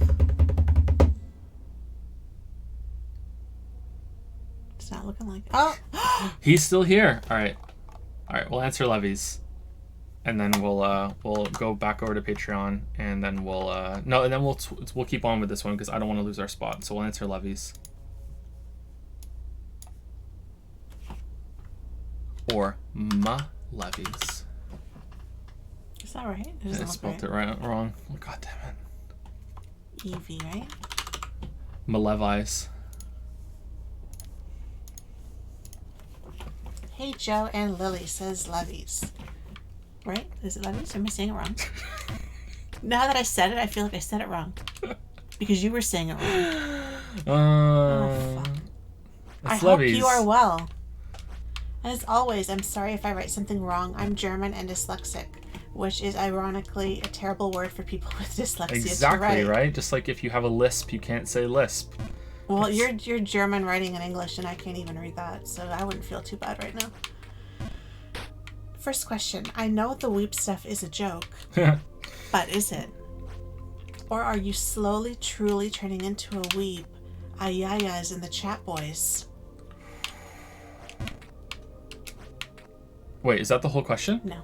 Okay. I'm pausing for dramatic effect and allowing them time to do their ayaya bullshit. Now, okay, now to the serious question. Oh, okay. It is kind of a follow-up to the last question, but where to draw the line on explaining stuff to people. A lot of gaming journalism is pushing the idea to make games as accessible as possible for people with disabilities, and I think that this is great. I think there are a lot of a lot of easy ways to adjust your game to make it more accessible, and you should do that if possible. However, recently games like Hollow Knight came under fire for being too hard and not playable for everyone. It is kind of the old debate over Dark Souls easy mode. As I see it, the problem is to judge whether to change your creative vision of a game to make it more accessible, or if you want to present the product you had envisioned as closely as possible, and if there is collateral damage, so be it. Drastically speaking, I can't speak myself. I can't see F.E. Kojima. What? F.E. For example, maybe? Where is it? Yeah, example, yeah. Changing Death Stranding to make it more accessible, and I don't know if he should. Something along the lines of, I don't care if a lot of people have a good time, I want one person to feel exactly as I wanted and don't care about the rest. To turn this around from an essay into a question, what is your stance on this? Especially, how much should one, in your opinion, accommodate even if that means to possibly give up some part of the creative vision? And can or even should you criticize games which do not? I don't know where I stand on this, and I'd love to hear your take. Sure. So there's a lot to unpack here. So this has a lot to do with difficulty in games and whether games should have different difficulty modes for different sort of players and for it to be accessible. I think the thing that gets conflated here is that there's accessibility options for people who if they're colorblind in a colorblind mode, if the way that the game is set up is really difficult to like the gamepad requires to have two fully functioning hands in order to play the game.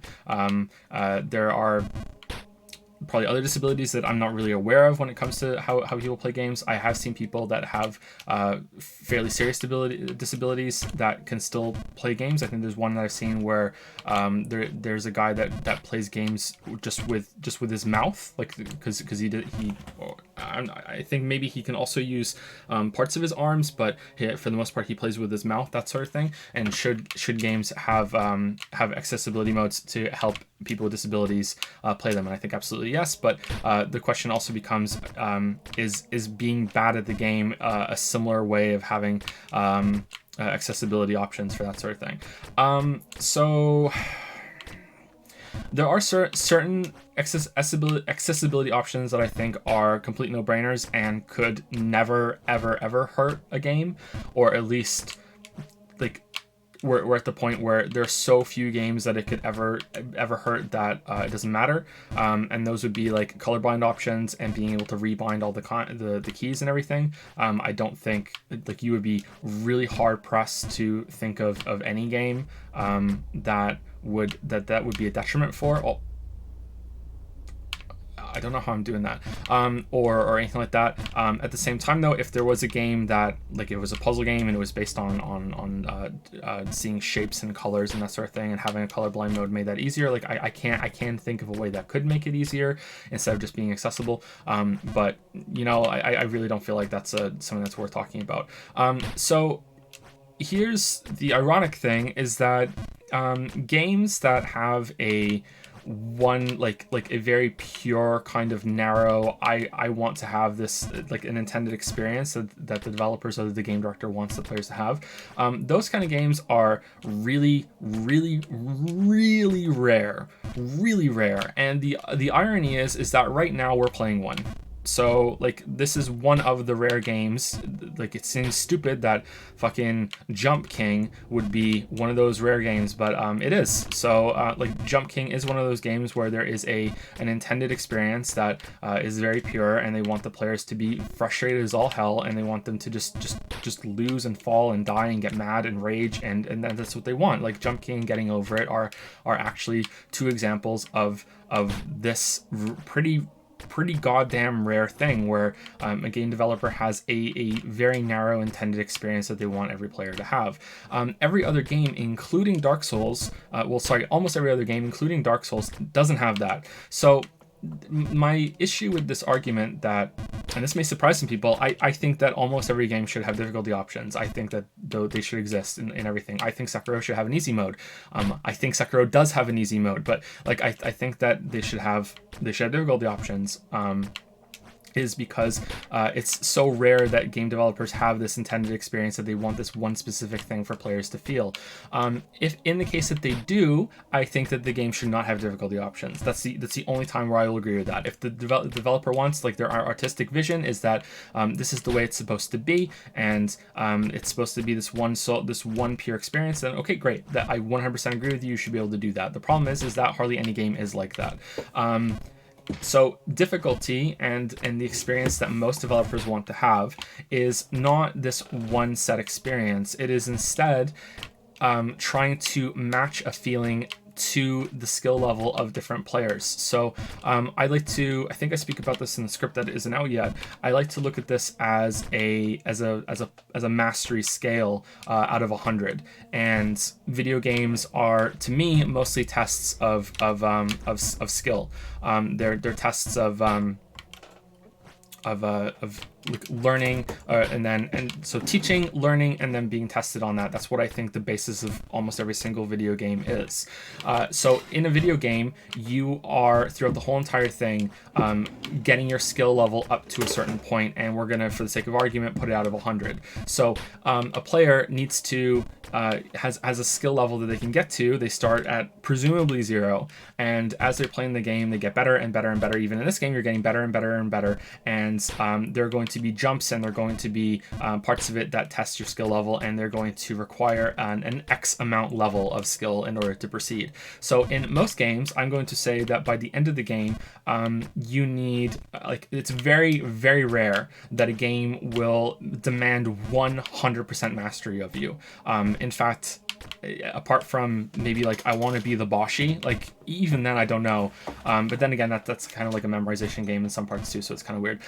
Like I would struggle to even think of a game that requires 100% like capping out the entire skill and understanding every single bit of the game and getting to 100%. I'm going to say that most games are sitting around 60%. You need to have like a skill level of 60 out of 100 in order to get there. And the reason why this is important to understand is that it's not that the game designers want you to get to 60 out of 100, although some of them might. This is just the feeling that they've like sussed out at 60 out of 100. This is the level of difficulty that we want this boss to be. This is the level of difficulty that we want this feeling to invoke this level to be.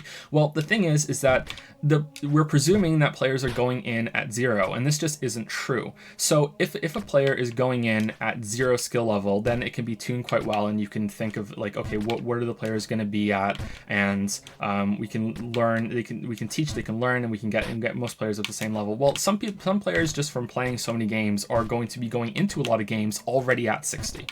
Like that's what we're going to be at. Like there have been plenty of games where, and I'm sure almost everyone who's listening to this right now has had a similar experience, where you've gone into a game and after the first maybe like tutorial level, you're like, okay, I know exactly what to expect in every part of this game, and I've pretty much already mastered it because I know, because I have so much transferable skills from different games that this is nothing to me. This is absolutely nothing to me. Go play Yoshi's Crafted World, and it's just like, okay, this is nothing to me. Like I've already mastered this before I've even done the first level, and that's a problem. And the reason why and the solution to that problem is difficulty modifiers. So you want there to be a harder mode so that it's like a debuff on the skill level or a buff on the required skill level. So if players are already coming in at 60, well, okay, then I'm going to need you to demonstrate that you actually have 80 out of 100 skill level for this one, or maybe the difficulty mode is going to be so high that it's going to go up to 100. So hey, we're demanding 100. Well, the thing is that even the presumption that the skill level for players starts at 0 is something that we can dispute. Some players come into a game with negative skill, like it might be their first game ever, or they might have played a bunch of other games and they've learned bad habits from other games, or they have so little idea what they're doing that the tutorial itself is difficult. Like they have to master like learning the game before they can even get there, or someone who's like brand new, right? They can come in with negative skill.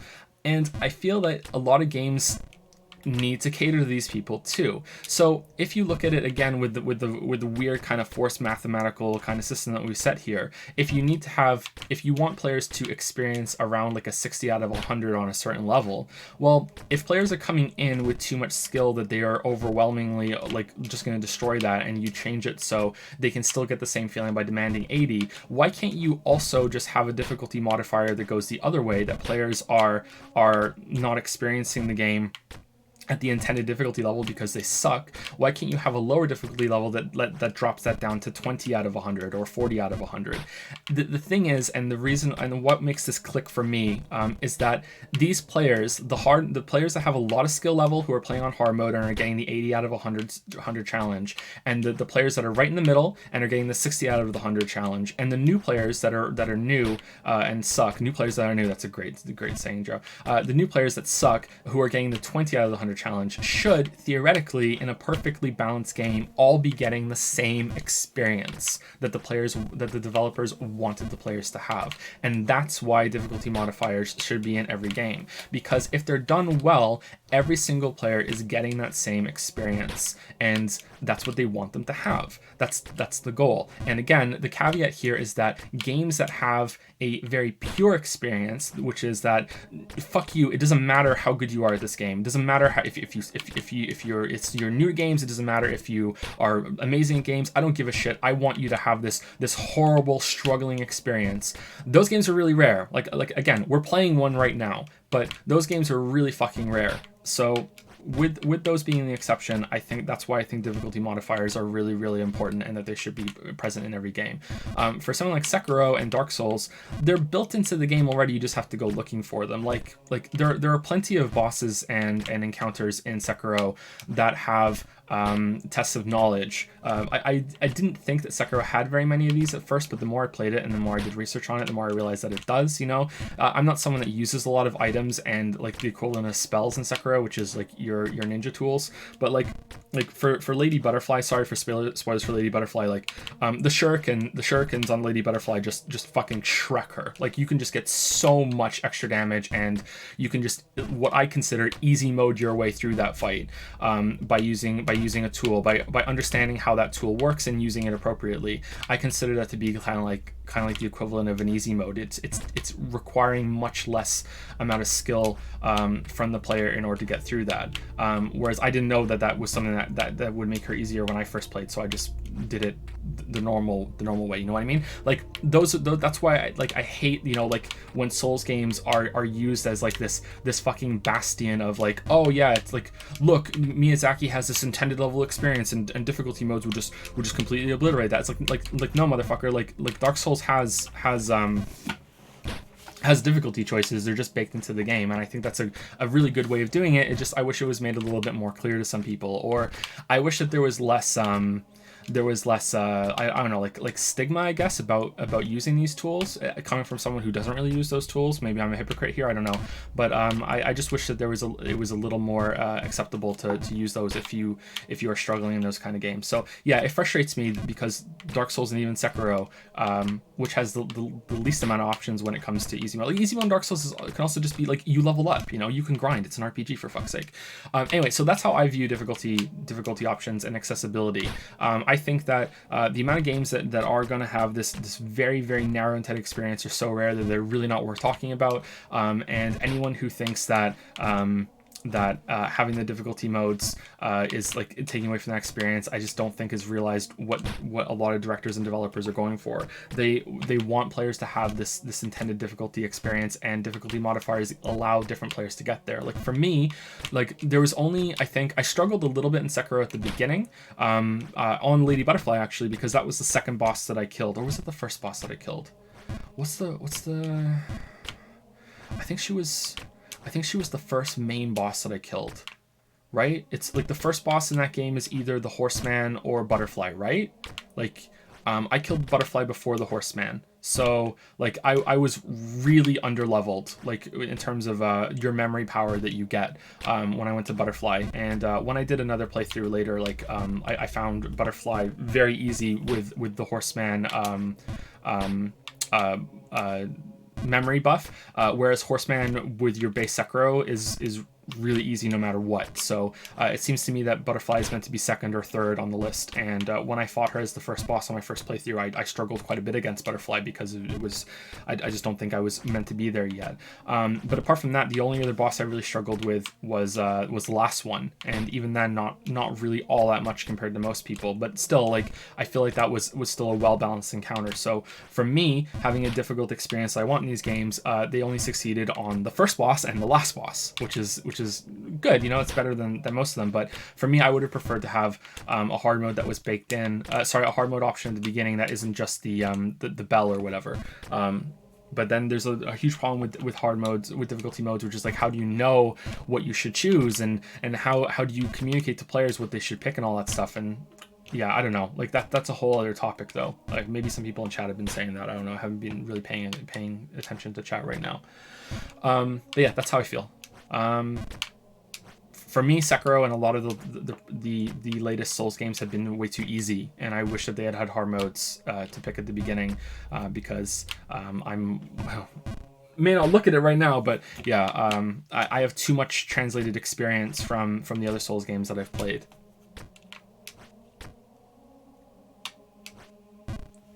What about the demon at the end of the game? He's optional, but by far the worst for me in that game.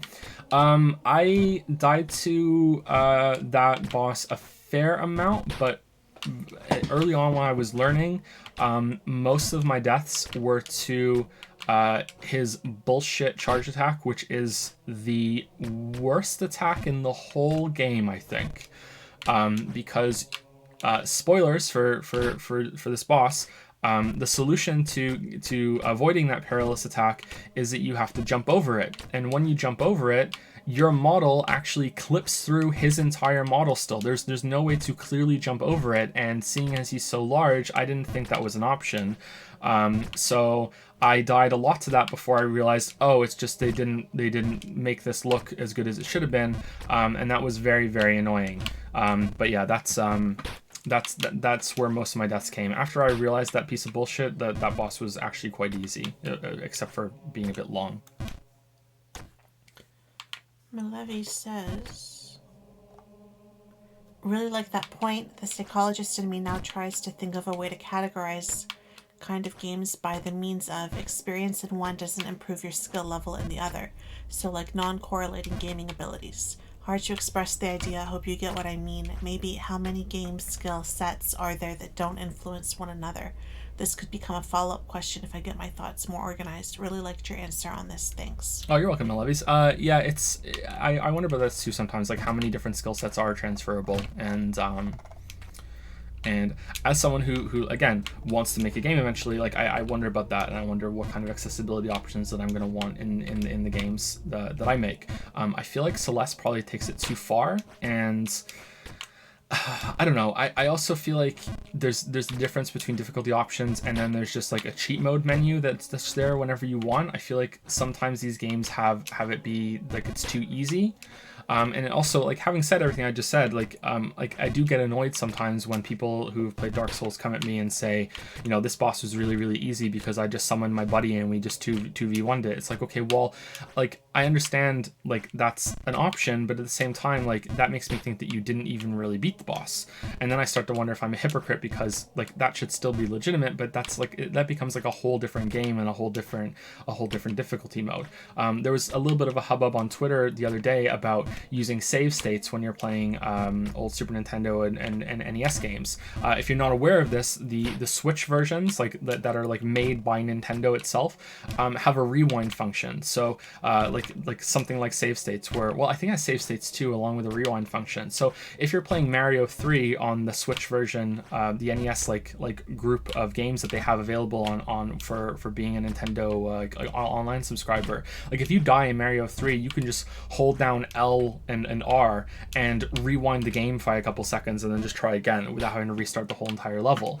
And there was a hubbub on Twitter about how, like, well, if you beat the game by using that, did you really beat the game? And there were a surprising amount of people who were like, yeah, of course you did.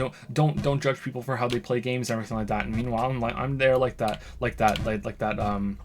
monkey meme where the monkey's just kind of doing like the sideline, and I'm like what? Like, is this real life? Of like, you can beat the game with cheats and it can still count as beating the game? Like, what? Like, it's like, and people are like, this is about social currency, and it feels weird that people put so much stock in whether they finish the game. It's like this has nothing to do with like social recognition for me. This is just like, you should want to beat the game because you want to beat the game. Like, that's what games are all about. Like, if you don't want to beat games, why are you playing games? Like, if you just want to go around and mess around with the mechanics, that's fine. But like, at that point, are you even really playing a game anymore? Or are you just kind of like looking at a game like fast forwarding it through like it's scenes of a movie? You know what I mean? Well, the Like, thing is too, when if you were to say to me, I beat this game, and then I say, oh yeah, well, I beat that game too, you're not going to say to me, oh well, did you rewind it or did you actually play it all the way through? So you don't know if I played it mm-hmm. any differently than you. So it just seems like we beat it the exact same way, but we didn't.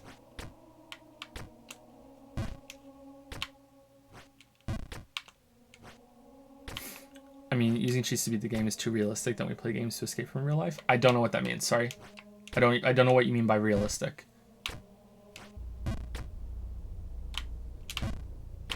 It's like, look at a jigsaw puzzle, okay? Like, a jigsaw puzzle is a puzzle, like, of course. And it's when you get a jigsaw puzzle, you open the box, you put all the pieces around. The joy of putting the jigsaw puzzle together is seeing it come together slowly and working out how the pieces fit together, and it's meant to be kind of a therapeutic act sometimes. You're putting it all together, and it's a struggle, and it's like, okay, you have to remember the different pieces, you have to get an idea of the what the picture looks like, you have to constantly look at the picture on the box and see how it all puts together. If you could just like snap your fingers and all the pieces could go together all by themselves, then I feel like, what's the point, apart from like, you might enjoy seeing it all come together. Like, there is enjoyment there for sure, but I mean, aren't you having a completely different experience now rather than putting the jigsaw puzzle together? I don't know.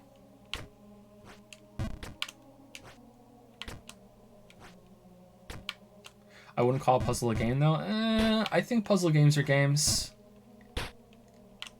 But even if it's not, I think that comparison fits. Like,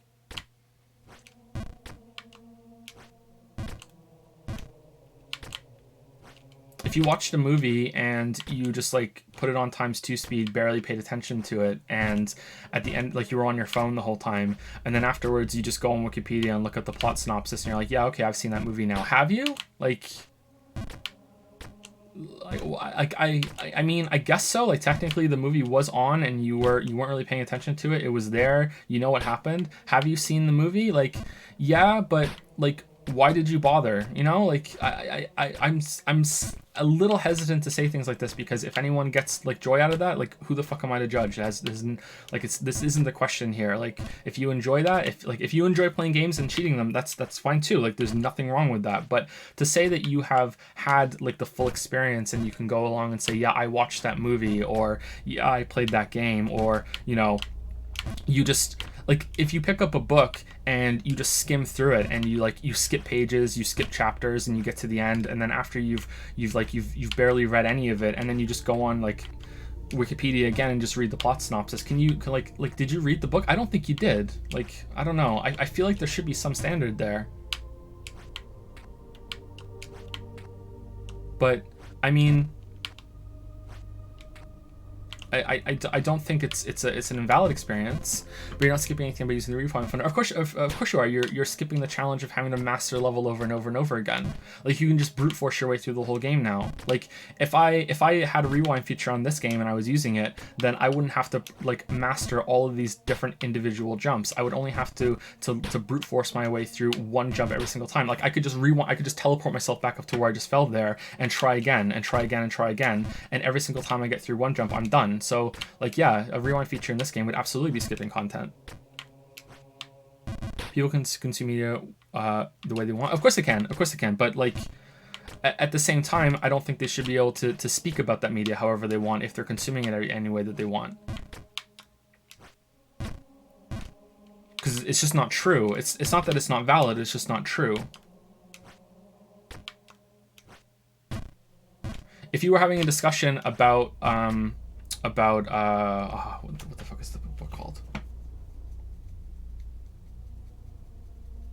with Heathcliff in it. Wuthering Heights. If you were having a conversation with someone about Wuthering Heights, and you're an hour into this conversation with them, and then they suddenly say to you, "Oh, by the way, I didn't really read it. I just read the plot synopsis on Wikipedia, and I just kind of skipped through most of it, and I just read the first few pages and the end pages, and then I just went up and read it." I think at that point you'd be like, "Okay, thank you for the conversation," and just walk away, because I don't think they're being genuine. I don't think that's a, like, if you did that, I don't think you read the book. And if you fast forwarded through or use the rewind feature in a game, I don't think you beat the game. Like, it's your fun that you had with it, the good experience you had with it, completely valid. No one's gonna take that away from you, or at least I don't think they should. But I don't think you should be able to say that you did in terms of conversations. But it's not akin to reading plot synopsis. How is it not? If you're skipping over so much of the game, how is that not at least a little bit of a fair comparison? You'd both be asleep because it's Wuthering Heights. Yeah, I agree with you. Wuthering Heights is kind of boring. I haven't read it, so I can't say.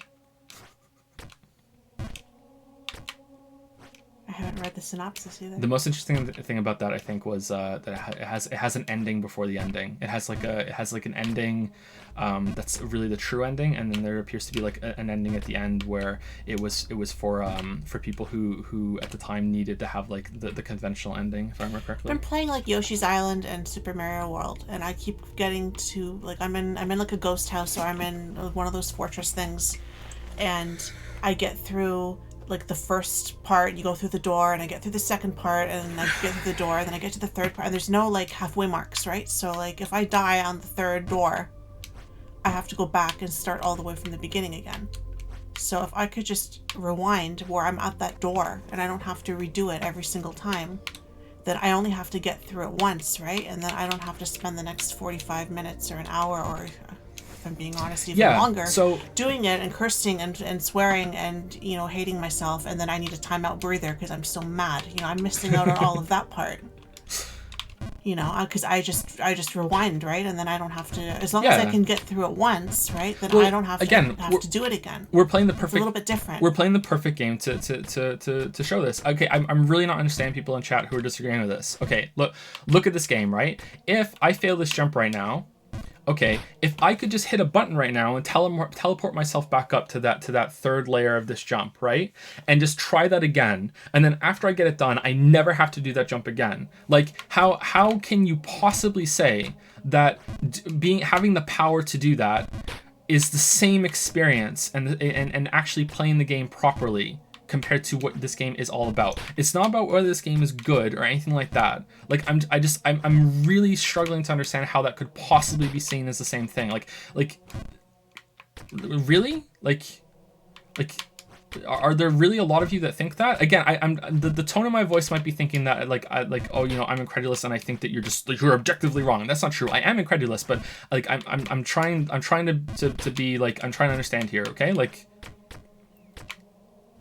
please don't think I'm being hostile, but like I'm interested right now because it's just such a bizarre view for me to have.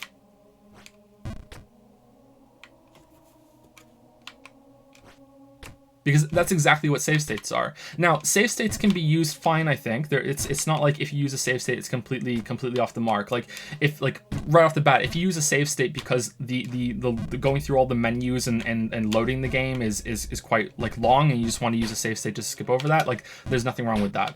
Like if you use a save state, like I mean, I don't know exactly where I would put the line that you cross over, but like if there's a lot of grinding for levels, it depends on the game. But like there's probably, using a save state as a way to just come back to the game later instead of just leaving the console on like you used to have to, that's probably fine too. Like there are different ways that I think it's acceptable, but like if you're just playing the game and you're just like, whenever you die, you just constantly hit like F9 to quick save state back to like 5 seconds before you died so you can do it again. Like you are not getting the same experience. If you beat the game like that, you did not beat the game, IMO. Sorry that this just turned into this Malefice. Maybe we should move on.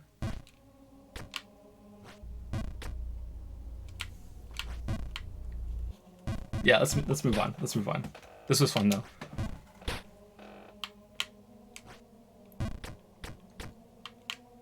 If you only saw the Shuro ending, have I beaten Sekiro?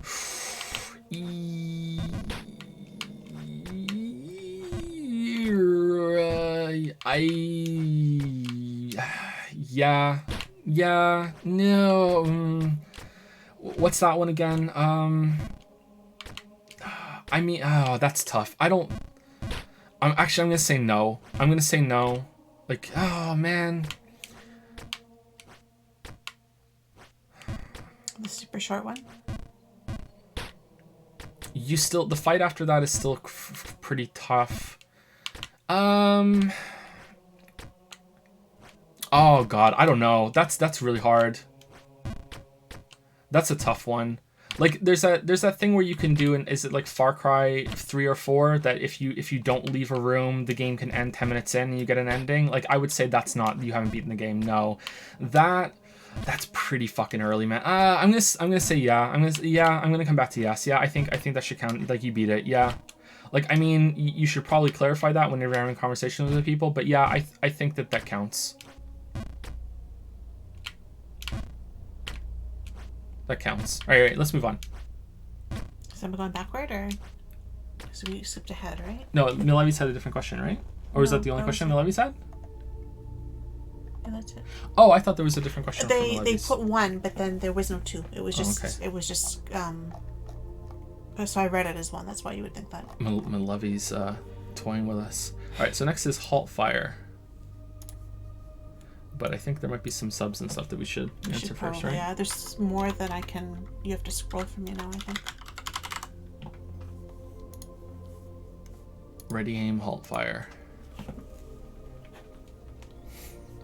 Have you ever heard about Mark Rosewater's player psychographics? It really helps illustrate that people enjoy games in fundamentally different ways, and they can all coexist with intentional design. I think I have heard of that. I'm not sure if I've read much into it though. But yeah, absolutely, there are different reasons to play games.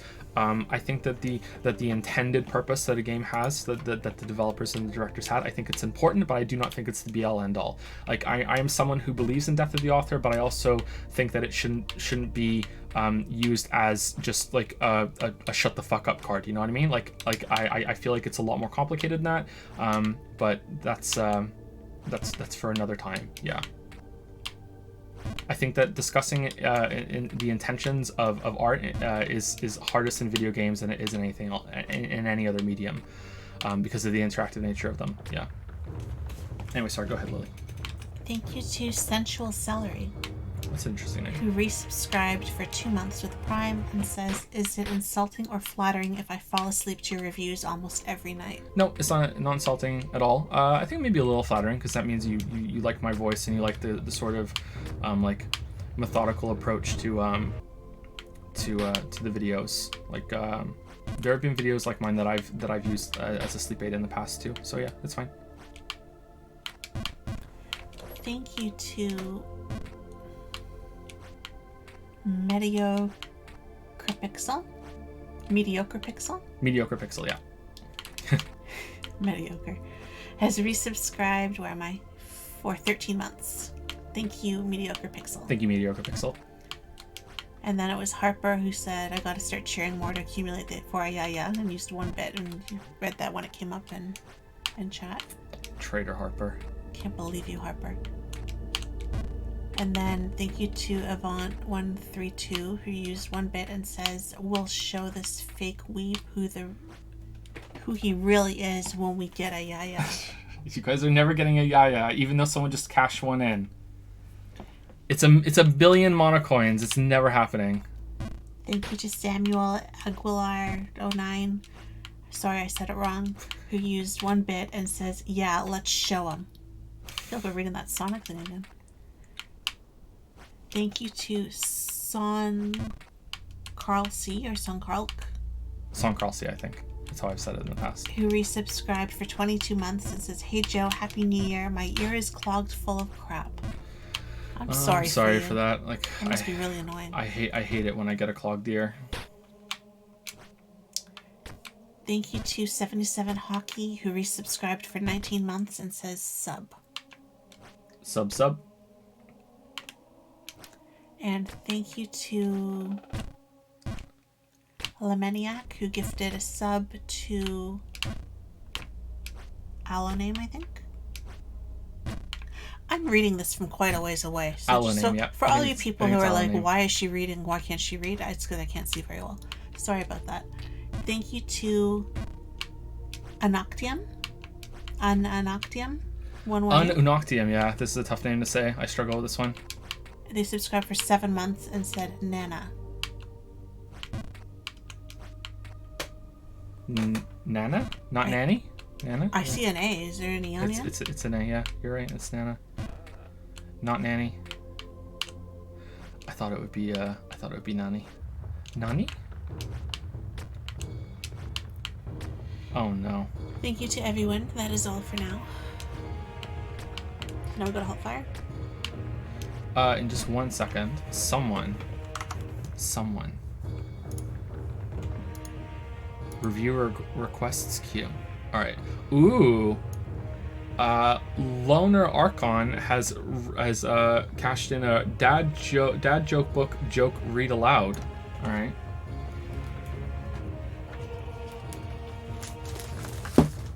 Here you go, Lily Bell. Pick a page. While because Dakju has reward Ayaya Monocoin Fund. All right. So last time, the first one ever was Samuel Aguiar, and I was a generous weeb god, and I upped it to a million. It's meant to be 20,000, but I upped it to a million. But I'm also a capricious weeb god. So Ayaya's Monocoin Fund cash in for 20,000. I'm just taking 1 coin away from it, because I am a capricious god. And what are you guys gonna do about it? What are you guys gonna do? Absolutely nothing. Absolutely nothing. What are you guys gonna do? You think you guys are gonna get through this? Like, come on. Come on. Alright, so 7 9 9 9 9 9 9. There we go.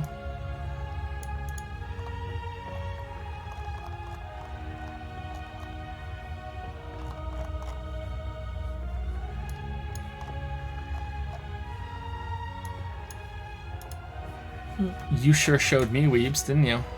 There you go. I found like an international part of this book.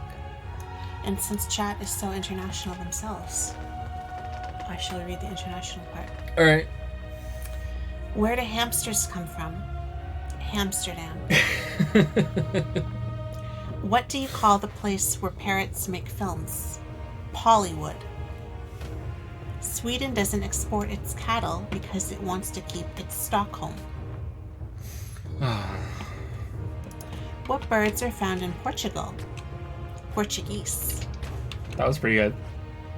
In what city will you find the most cows? New York. That one's not very good. I like this one. I went to a travel agency last week to get some help planning my next vacation.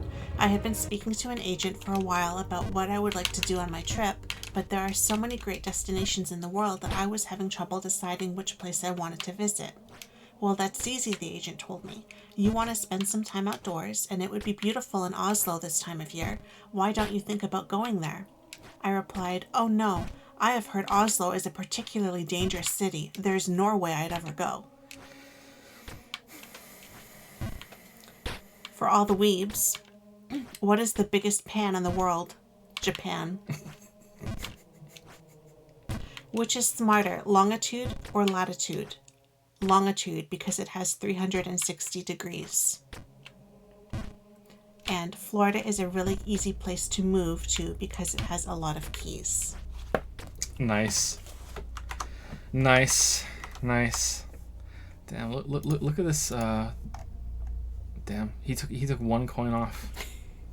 Think they're happy taking 1 coin off? They're doing it. Here you go. Here's a celebration, chat, for taking 1 whole coin off the Monocoin Fund.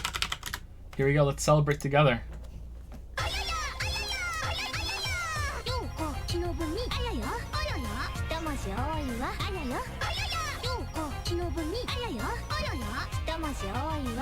All right, let's have 1 more Yaya for every coin that was just taken off the list. All right, there we go.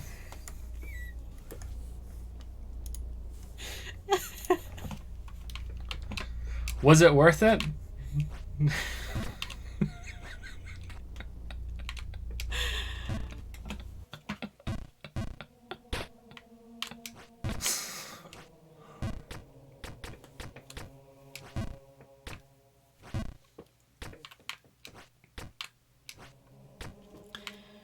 Halt Fire.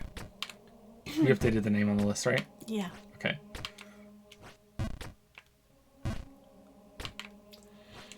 Halt Fire 302 Band says, "Hey Joe and Lily, your boy here. It's your boy. Feel free to not answer, but as far as I'm aware, you both still have different last names. Yes. Will the children be taking the Anderson or Evans last name, or both?"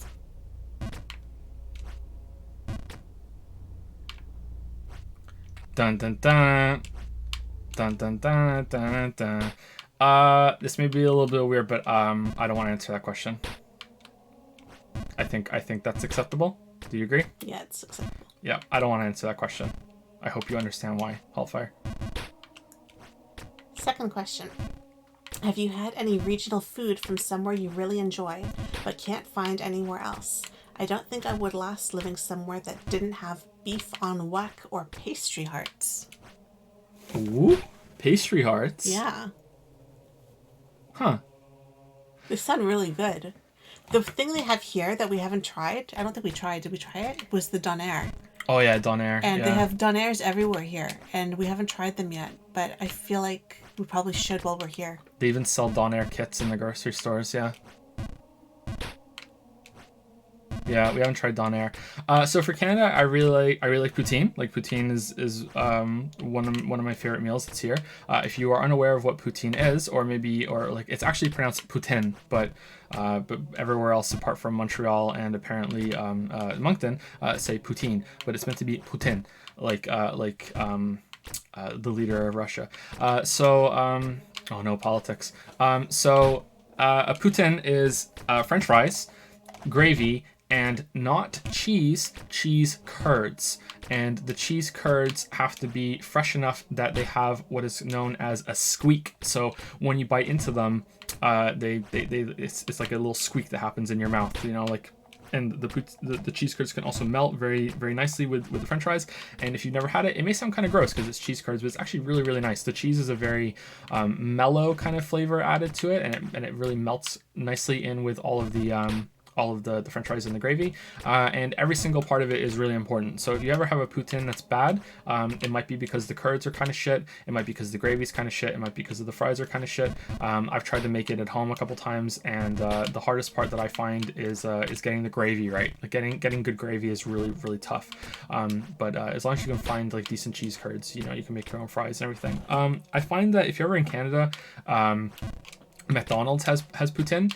And I'm sorry if you're a fellow Canadian. I actually think the McDonald's poutine is not that bad. It's definitely not like a gourmet experience. Like nothing in McDonald's is a gourmet fucking experience. Let's be real. But I feel like a McDonald's poutine is actually a fairly good representation of what a poutine can be. If you want to have a taste of it to see if something you enjoy.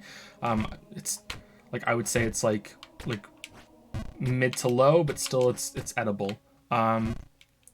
Like there are way worse ones. Like the Burger King one is absolutely horrible. The Wendy's one is absolutely horrible. The McDonald's one's all right. I haven't had the Tim Hortons one. But you're best going into a place that specializes in poutine.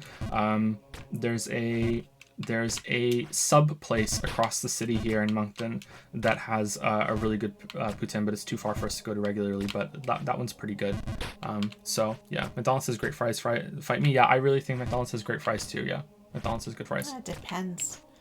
Sometimes they're really good. Yeah. And when they're really good and they're hot and everything, they're really good. But there are times where it's like they're kind of limp and like maybe they didn't change the oil or something, and it's Joe sells out to not McDonald's. the same. Well, here, let me prove that wrong. McDonald's has absolute shit burgers. I hate McDonald's burgers. They're like okay if you're really, really hungry. Like anything's really okay when you're really, really hungry. But whenever I have McDonald's burgers, I feel like I'm sick afterwards. I'm just kind of like, oh, why did I fucking bother? That was terrible. Their nuggets are okay. McChicken is okay. I tried poutine in the USA South. It was fries with gravy and cheddar cheese. No, that's not a poutine. That's just gravy cheese fries, man.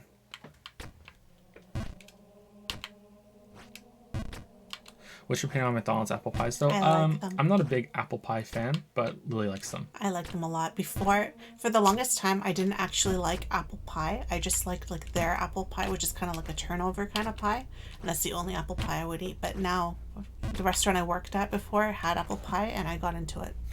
But gravy cheese fries are the bestest comfort food. Oh yeah, there's nothing wrong with gravy cheese fries if that's what you want, but that's not a poutine.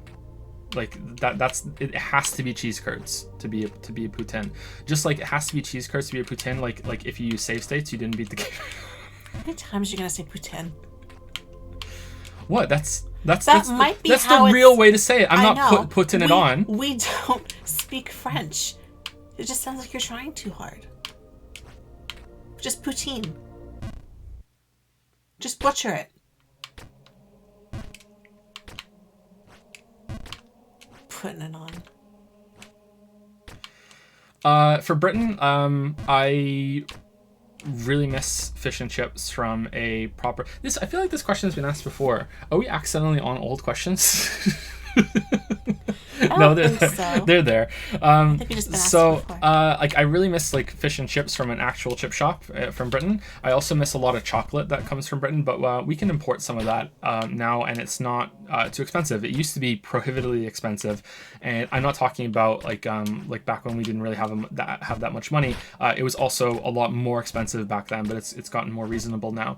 So there's like things like snack food from Britain, like custard creams. I really like having custard creams with some tea. I even have a packet on my desk here. Finn and Leo call those daddy biscuits, and they're always asking for daddy biscuits, whereas Jaffa cakes are daddy cookies. So they're always asking me for daddy biscuits and cookies because they like them so much. They don't like chat. Any British people around you right now, okay? Any British people here? The kids don't like, you can hear the rustling, they don't like bourbon creams. They don't like them. I thought they would be a hit, but they're like, nope. Quote the Leo, yuck. There's a lot of stuff from Toronto that I don't know if that would count, but that we don't have here now, that like Greek food. Yeah. They don't really, there's no good Greek food in Moncton. I haven't seen anything. I haven't had a souvlaki in so long.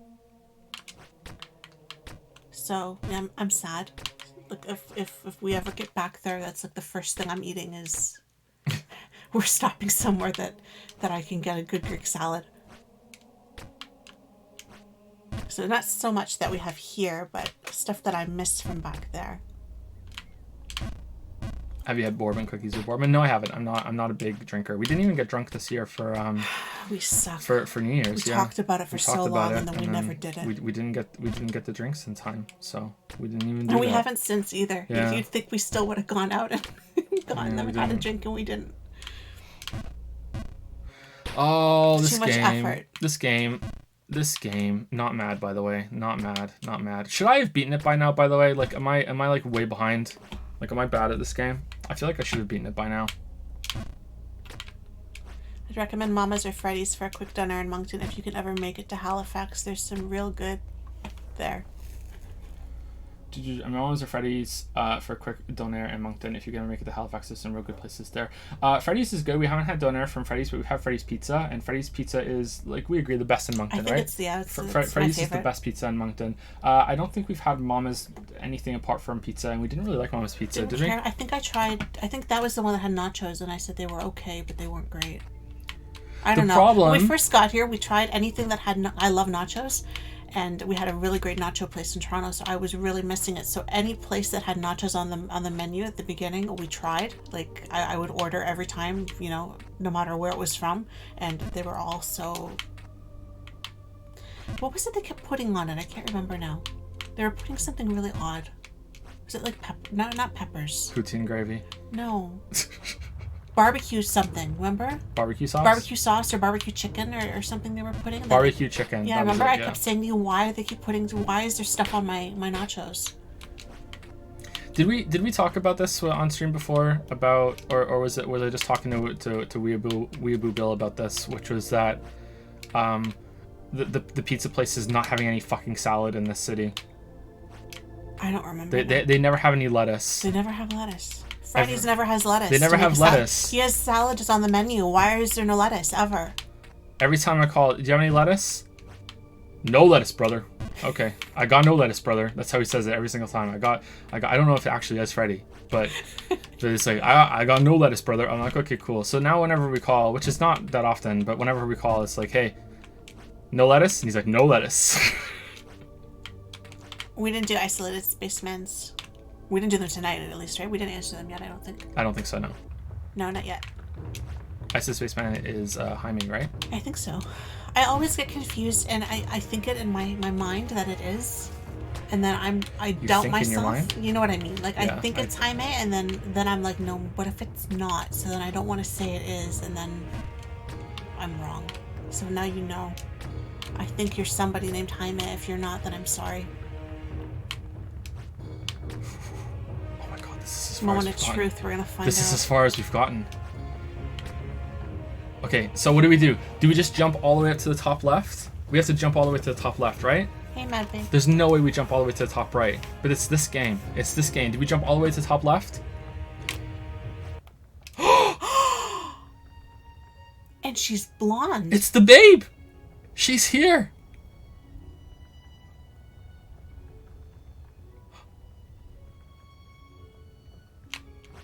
Well,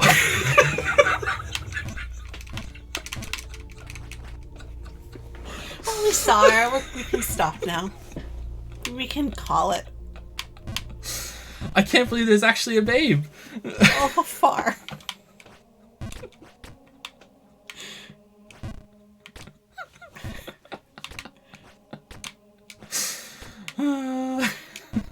Joe's not into blondes. I'm into one specific blonde. I'm not blonde enough. She has nice hair, though. Mm. Did Hall fire another question? No. Is there anything else you can think of? When I read this question the first time, I didn't really have anything, to be honest. I thought of the Donairs, but, like, there's not a whole lot here that is unusual that we haven't had, and there's a lot of stuff that they don't, you know. Do you know what? There should be a place. There's no Mr. Subs here. They're my favorite. Donair is so good that we should do this. I take it back. Who asked me earlier what I would do if this fell through? If this falls through, I'm gonna open my own Donair place in Moncton, and I'm gonna call it the Fresh Prince of Donair. That's a good one. Exactly. And we'll have lettuce. We'll have lettuce. And salads, I hope. No, just lettuce. I got salad when we got pizza.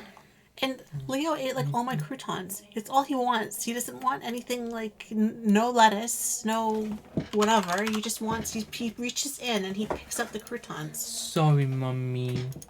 Sorry, Mommy. Mommy. For mummies? I'm really sorry. No. For Eos. It's for Eos. It's not for mummies. It's for Eos. It's not for Eos. It's for mummies. You do that too well. There's a New York pizza place called Cut My Life Into Pizzas. Yeah, that's good. That's good. We think that Kate babbled her first word tonight. Yeah, it really sounded like it, didn't it? She babbled mama a couple times. And she was looking at me for one of them, so it's like she knew. So she might have said it. It's still too early for her to start talking, but apparently girls start talking months before boys. So like it's possible that she could, like, she babbles a lot, but that was the first time she clearly babbled like something that we could recognize. No, yeah. No. No, yeah, no.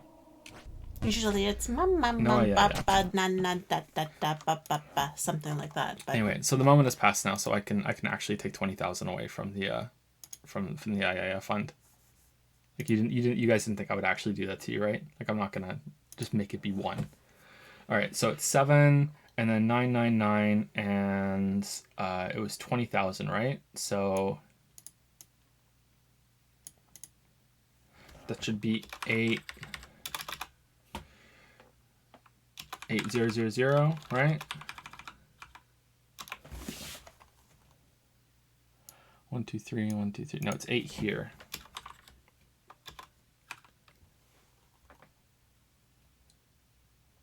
Okay, that's it, right? It should be 997980000, right? I think that's correct. If it's not, I'll fix it later.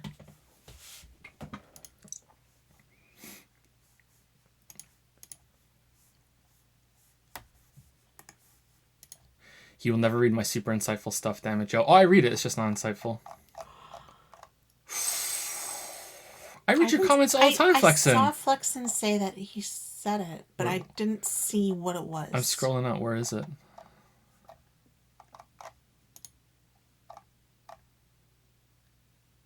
It is really naive of you. Look around as the utopians are trying to achieve impossible, dehumanizing goals of ethic purist states, or disregarding the stability of society by looking into revolutionary actions and looking into the failed ideas of Marxist utopias.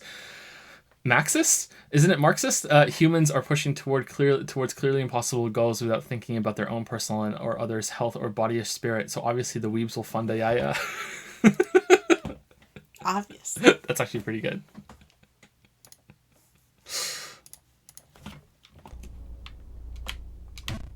Oh, for fun, no. I can't believe we saw the babe, though. We saw the babe. She's there. She's waiting for you. We saw the babe.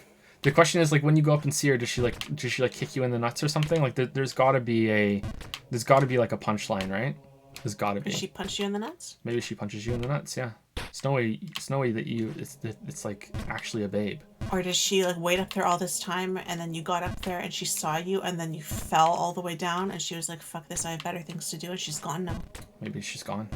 Maybe it forces you to fuck up that jump at the end there. Like there's no way to do it. That's for fuck's sake. Anyway, read the next question. I have to switch the name. I did already. Did you put Firebug? Yeah, it's Firebug, yeah. Okay, it's Firebug. Hey Joe and Lily.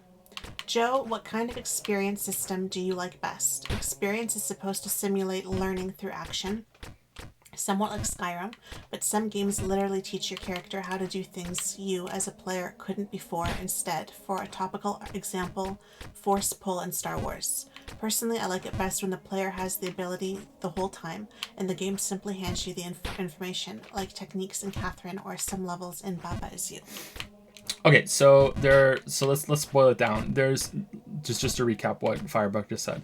So there's experience systems where you kill monsters and you just get experience points that you can spend on things.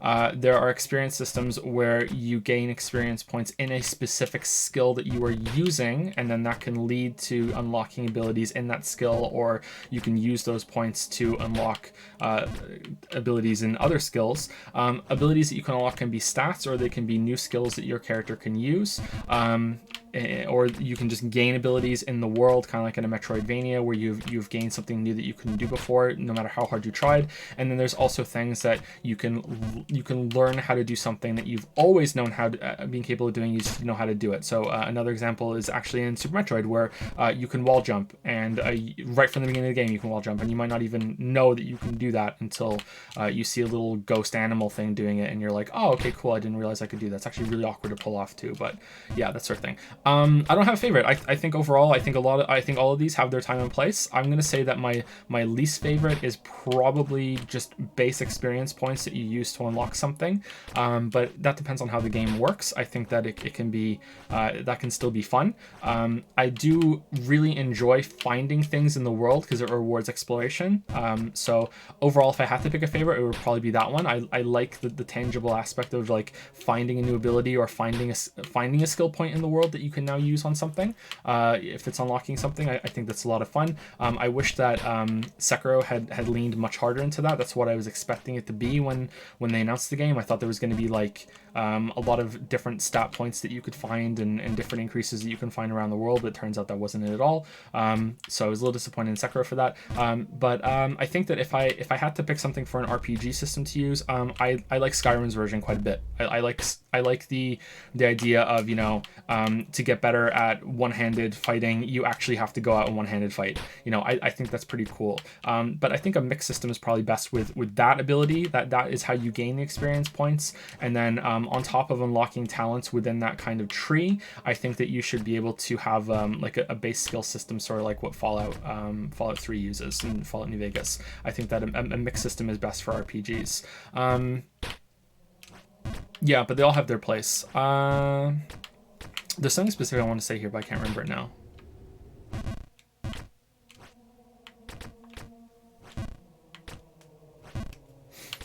I talk about this a little bit in the Witcher video, because I don't like how Witcher 3's progression system works. I think that Witcher 2 also suffers a little bit from this too. Witcher 1 doesn't. I think that Witcher 1 and 2 just simply just does not give you enough skill points to not spoil the video. Like, it just, the way that works, the way the combat system works in Witcher 2, like, I feel like they could have let you just unlock every single tree in that game, and it would have just been an improvement. Just let you unlock every single thing, and the game would just be like twice as good in terms of combat right from that. And for Witcher 3, I find it very strange that Witcher 3 has this skill point unlock system where you gain experience just from doing shit, and that gives you skill points, and you unlock new skills with it. But you also have to unlock the slots to oh, I don't know what I did there. And you also have to unlock the slots to put the skills in. So even if you have a lot of skill points and you've unlocked a lot of skills, you can only have without the DLC, you can only have like 12 skills equipped, and that's just kind of really weird considering how hard it is to get the skills. Like, to me, I think all the skill points should have been available, all the skills should have been available, or you get them via exploration and you use skill points to upgrade them, and you use levels to unlock the slots to put them in. But even then, that's kind of weird. Like, I talk about this more in the video because it's just a really, really weird fucking system. It feels just like it just feels like two systems smashed together thoughtlessly, so I'm not a big fan of it. But yeah, I think overall I like the tangible feedback of, hey, you use a skill, you get better at the skill as you use it. But I also really like, for non-RPGs, I also really like learning techniques. Like, Catherine is a good example. Yeah, I enjoy the wow, you could have done this and you could have taught yourself it early even. But yeah, that's how I feel. Yep. Serious question. That wasn't a serious question? No, apparently not. But you took it very seriously, so that was good. Good for me. Good to know, right? Me. Good to, like, just always take it seriously, because you never know, right? Serious question. I was watching a show where someone was taking bipolar medication and they were having a crisis of identity, whether them on, off medication was the real them. What are your guys' thoughts on that kind of situation? Don't feel pressure to answer if it's too real or personal. I have a more casual backup to replace this question just in case. Just let me know. Oh. I'm okay with answering it. Are you okay with answering it? We talked about it a little bit already, actually, on Discord, but I can elaborate. Like, okay, I touched on it a little bit already, but. So this is more of a Lily question, so I will say my piece and then Lily can go for it. I think that this is something that that concerns me a little bit, because I often have, like, it feels like someone else is in control of my body, because I get up in my sleep and I do things, and in the morning I have no memory of them. So it's like there's another sleep Joe that does things, and sometimes I have to wonder, like, who is the real one, and what that even means, or if it's just simply that there's no long-term memory being saved of that time. But even that's kind of disturbing in and of itself. I actually woke up today with like red hand marks on my arms, like I was Sam from Death Stranding, because in my sleep I was just like gripping my arm so tightly in my hand. I had like this red arm print in my on my left bicep. So this is something that I think about, but I feel like the conclusion is that for me, and if Lily wants to correct me, then she can obviously feel free, of course, is that you on any sort of medication it's still you, you know, like it might be a different kind of version of you that the medication is bringing out, or it might like change how you think and how you act and how you see certain things, but it's still all you. I don't think a personality or a mind can come in a bottle. So I think that it is a fair worry, but I do think you should just remember that it is you. I think the more troubling idea that comes from this is, if especially if you're a creative person, is that your sense of creative worth is tied into your disorder, and that's something I used to worry about. I am unmedicated. I don't take anything for my sleep disorder. I used to take some things, and when I was taking some of them, I was worried that I wouldn't be the same person in terms of creative creative interests. Like I wasn't going to be able to write. Like my writing was because of my sleep disorder. It's wrapped in my identity, and that wasn't the case at all. But I mean, I'm sure for some people it could be that. Like that doesn't sound like something that is totally off the mark. But I guess at that point it's all about a trade-off of what kind of person do you want to be, and how do you want to feel, and is the effects of the chemistry that you're taking, is it worth it or not? I don't know. It's complicated, but that's where I stop talking. It's something we talk about actually quite a bit, because I will often, after a particularly bad cycle, say something to Joe like, what are my thoughts, and what are bipolar thoughts, and what are, leftover bipolar thoughts. So I thought a lot about how I wanted to answer this question, and I'm still not sure how I want to answer this question, in spite of having weeks to really think about it. But it's just that there's so much about the disorder that nobody really understands. And there's so much about, I've had this for so long now, and yet I still don't understand it. And when you go and see a psychiatrist, they don't exactly sit you down and say, okay, well, this is the type you have, and this is how it is presented in you. So that time that happened to you, and that time that happened to you, and that time, that was all related to bipolar, and that wasn't related to something else, because they don't know, and they don't have the time to sit down and go through all of it with you like that. Like that's not how it works. So I've had all these things happen to me in my life, and it's like, okay, that seemed like a hallucination, but was it? Or that kind of seemed like maybe that was a delusion, but was it? And then, so it's these things stay with you afterward. And that's, I think, the hardest part for me, is that when it's happening, I'm either aware that it's happening, especially if I'm depressed. I can tell you exactly when I'm depressed, and how I used to have to do mood charts, so I can tell you even how severe I am, and how able I am to go about my day, while I'm depressed. That's something I'm more comfortable with, I'm more used to. And I can say, okay, that little voice that's telling me to go kill myself, that's not real, and that's not really you, that's the illness, and there's a chemical imbalance, and okay, that's just wait it out. And Joe is really good for that. Joe will always tell me if he notices that something's off with me, even before I notice it sometimes.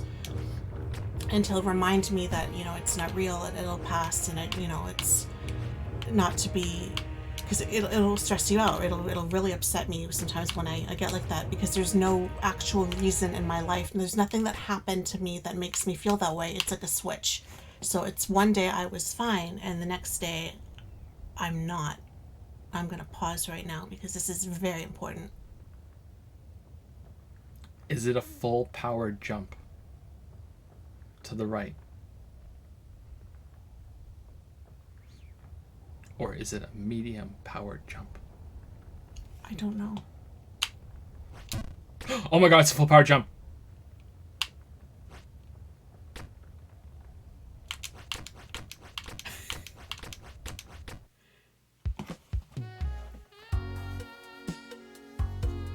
The music. This is more important than what you were talking about. It's very important. I will wait for this. I will wait for Hot Babe before I go back to discussing how crazy I am.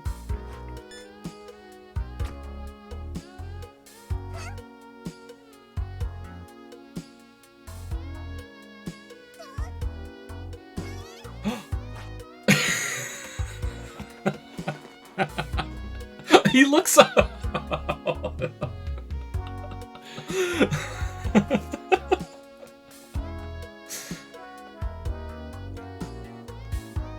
Look how swole his legs are.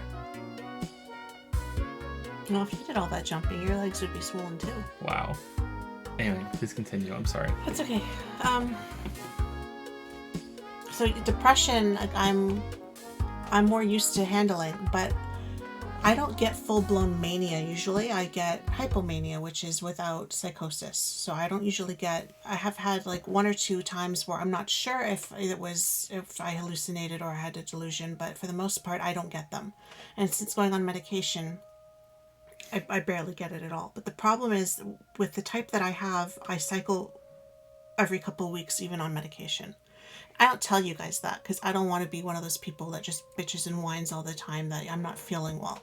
But for the most part, every couple of weeks, I'm depressed for sometimes a week or two, and then it's done. And then I'll go about my business, and then it will come back and hit me like a sledgehammer again, and I'll go about my business. And it just doesn't isn't as intense, and it doesn't take as long as a cycle off the medication would be. And then every now and then I'll have a little high, a little bump, and then I'll crash again, and that's about it again. But the main thing I'm thinking about with this question is how I was diagnosed was they gave me an antidepressant and they didn't tell me what was going to happen when I took it. And it was kind of the defining factor of how will I respond to this with no mood stabilizer or antipsychotic in my system. And it's the worst manic episode I've ever had.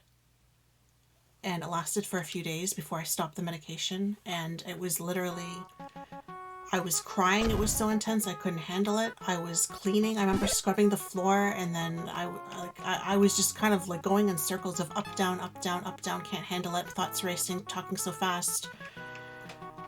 We went out. I had these paranoid thoughts that I thought people in the grocery store knew what I was thinking. And they knew that I was having this high. And they were all judging me for it. And like, it was just... That's medication does that to me if I don't have the right combination or the right balance. So is that really me? Or because it was medically induced, is that not really me? And when I am overconfident and having all this grandiosity and I'm better than you and I'm going to write a mini series and it's going to be made into a TV show, and which actors I better go online right now and find the actors that I want, and how will I choose between this one and that one, and what's their backlog? Can they handle something as important as my work to act in? Like, this is how your mind goes when you're, and okay, I need to be really successful. Well, quick, the people that I like the most, who are the most successful, what do they look like? I better go and start dressing like them. I better dye my hair like them. I need some red hair dye, even though I never wanted to dye my hair red. I better go do that right now. Is that me? And then after I've crashed and I'm depressed for a week and I want to kill myself, and then I'm feeling guilty because I have this beautiful family and I want to kill myself even though I have this beautiful family, and it just doesn't matter. Like, is that really me? Which is me. And then the worst part about it is then you go back to normal and you're just kind of you. And it's like, you're grateful you're not depressed anymore, and you're grateful you're not that high anymore. But you remember all of it. It's not like you don't remember and it goes away. So then you're thinking about all those things you were going to do, and you're kind of kicking yourself in the ass and going, okay, well, I should be able to do that now. I'm fixed now, right? I'm fine now. So I should be able to, okay, maybe it won't be made into a mini series and maybe I don't need red hair, but I should be able to write this book, and get that published, no problem, right? That should be a snap. I'm not suicidal anymore. So it's like, you compare yourself constantly to these different versions of you. And it's kind of hard to tell sometimes where you end off. And I know intellectually that it's all me. And it's almost like different roles of you or different personalities that you might encompass or whatever. But it's just like those thoughts, like that confidence, was that me? Am I capable of that if I'm not manic? Because I'm not gonna lie, there are times, most of the time when I'm up, I'm really anxious and I get really scared, and I don't like it. So I want to come down, but I know when I come down that I'm gonna crash and it's gonna be really bad depression, and I'm probably gonna be suicidal again, or at the very least I'm gonna really struggle to look after my family and to go about my life. It's gonna be really hard. So who wants that? And then there's times when you're really low that you almost wish that you could have been high because you wouldn't be this low. You're always trying to find the good in wherever you are. And there are a lot of people who really like their highs and will abuse their medication. And I'm not gonna lie, I've thought of it sometimes where it's like, okay, I'm on this good combination right now, but sometimes you start to feel a little flat, you know, and you're like, well, what if I just skipped? What if I just played with it a little bit? What if I just skipped my antipsychotic for like 2 or 3 days? Then like, what would happen then? Maybe I would go up a little bit, right? But then what if you go up too far, or what if you go the other way, you know, and then you're in a mess. What was the reason that Stephen Fry? So Stephen Fry is bipolar. If you know who Stephen Fry is, he's a quite a famous British actor, comedian, host, that sort of thing. He says that he doesn't take his medication anymore because he doesn't like it, and a lot of people who are bipolar. He has a pretty good documentary where he goes and speaks to a lot of people who are bipolar, and that's what really made you realize that you had it, right? That's what I saw. Yeah. The secret life of the manic depressive. Yeah. By the way, someone asked earlier, like, why I don't take my medication anymore. It just wasn't doing enough for me. It wasn't really working. My medication was very, very light. It was just to combat daytime sleepiness. And the daytime sleepiness isn't really that big of an issue for me. My issue as with the sleep disorder is more about the insomnia. So they thought that maybe it could help if I was less sleepy during the day, that maybe I could sleep better at night, but it didn't work. So I just stopped taking it. It just wasn't worth it. And there was some other medication I was taking that was giving me like heart palpitations. So I just stopped taking that too. It just wasn't worth it. This was a long time ago though. Anyway, sorry, what was the reason why Stephen Fry said that he didn't want to take his medication? Do you remember? I think, wasn't it just that it made him numb? Flat? Yeah. On lithium, I was taking lithium and Wellbutrin for a while. Wellbutrin was what they put me on originally to diagnose me. And I was in a really good combination for like a year with the lithium, and then I unbalanced for like 6 weeks. My doctor was on vacation, and I was just in like a hypomanic state. It was functionable, like I could go to work. But after working like a 9-hour shift, I would rush home, you know, and I'd be walking, and it was winter, and I remember there was ice, and I was like trying to run through the ice because I had so much energy that I was just like, gotta do something about it. Thoughts racing all the time. Are they figuring out what's wrong with me at work all the time? Like, it was just so much anxiety. And after that, they took the Wellbutrin away, and they put me on 2 stabilizers at the same time, and it was the flattest I've ever felt. Like, I felt so numb that whole time. Have you? I think maybe you have felt this way, but I can't remember. I know that you there's been quite a few moments of close to psychosis that you've told me that you've had. Have you ever thought that you're in a place and that everyone can hear what you're thinking? I said that too already. I just said that a little bit before. But on top of that, it's specifically everyone can hear what you're thinking, but in a way that they're out to get you. Like they're like the whole world is stalking you. Because I know you get that. And I know you get the bright lights. Okay, so you don't get that. So I didn't get that everyone was. I felt like they were judging me, and that they knew, and they were like.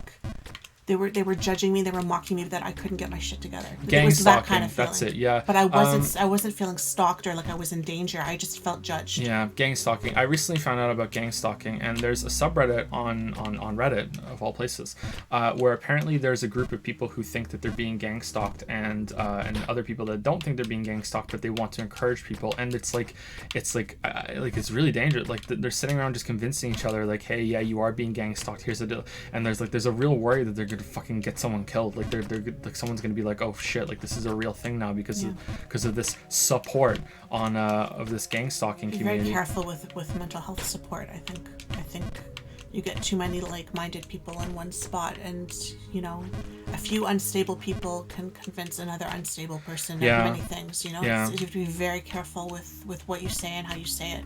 That's why I love the internet, and I love how it can bring marginalized groups together, marginalized people together into a group, and they can like have a sense of solidarity, and they can work together to make life better for themselves, and hopefully eventually change society and have society be more accepting of them. But the problem is also there's a lot of people who are ill that can come together and just make themselves even more ill together.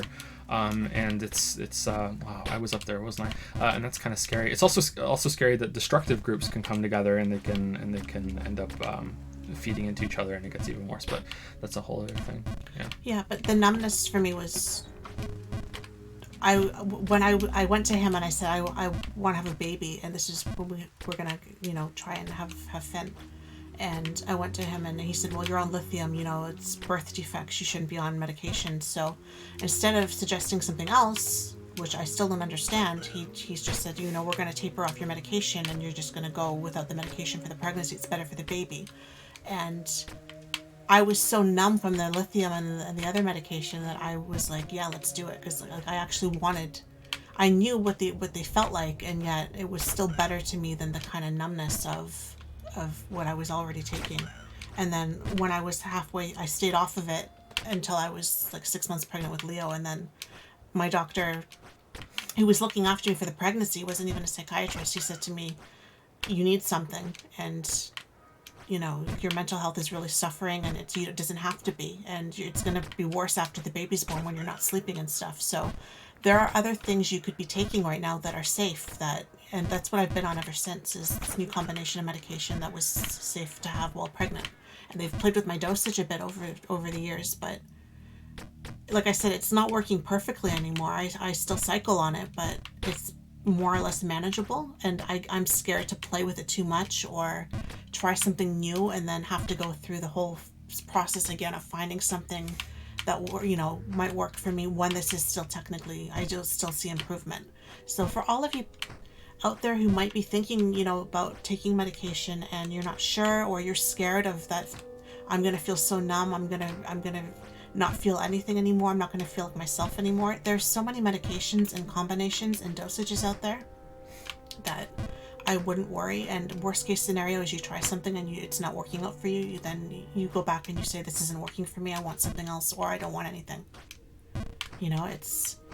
It doesn't have to be lithium, like it doesn't have to be something that can have that effect, or it could be as a dosage of lithium or a combination. When I was taking it with the other thing, the Wellbutrin, I didn't feel so flat. I felt pretty good. So I know that's a concern for a lot of people with medication, for like psychiatric medication, is I'm gonna lose myself, and I don't feel lost when I take it. I don't feel like I'm not me. I have trouble with the leftovers of the depression and the hypomania or whatever, of, was that me, and was she right? Like that's I guess what it all comes down to all the time. I wonder if she was right. Was she right when she said I could handle all this stuff and I'm just not able to handle it now, like because I'm weak, or I'm stupid, or I'm unprepared, or I don't have my shit together, and that snowballs pretty fast.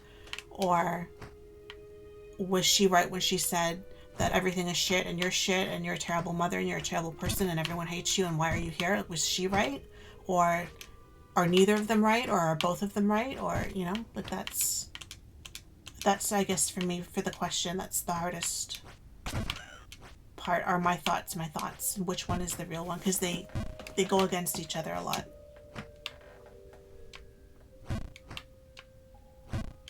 But intellectually, I know they're all me. It just gets to me sometimes.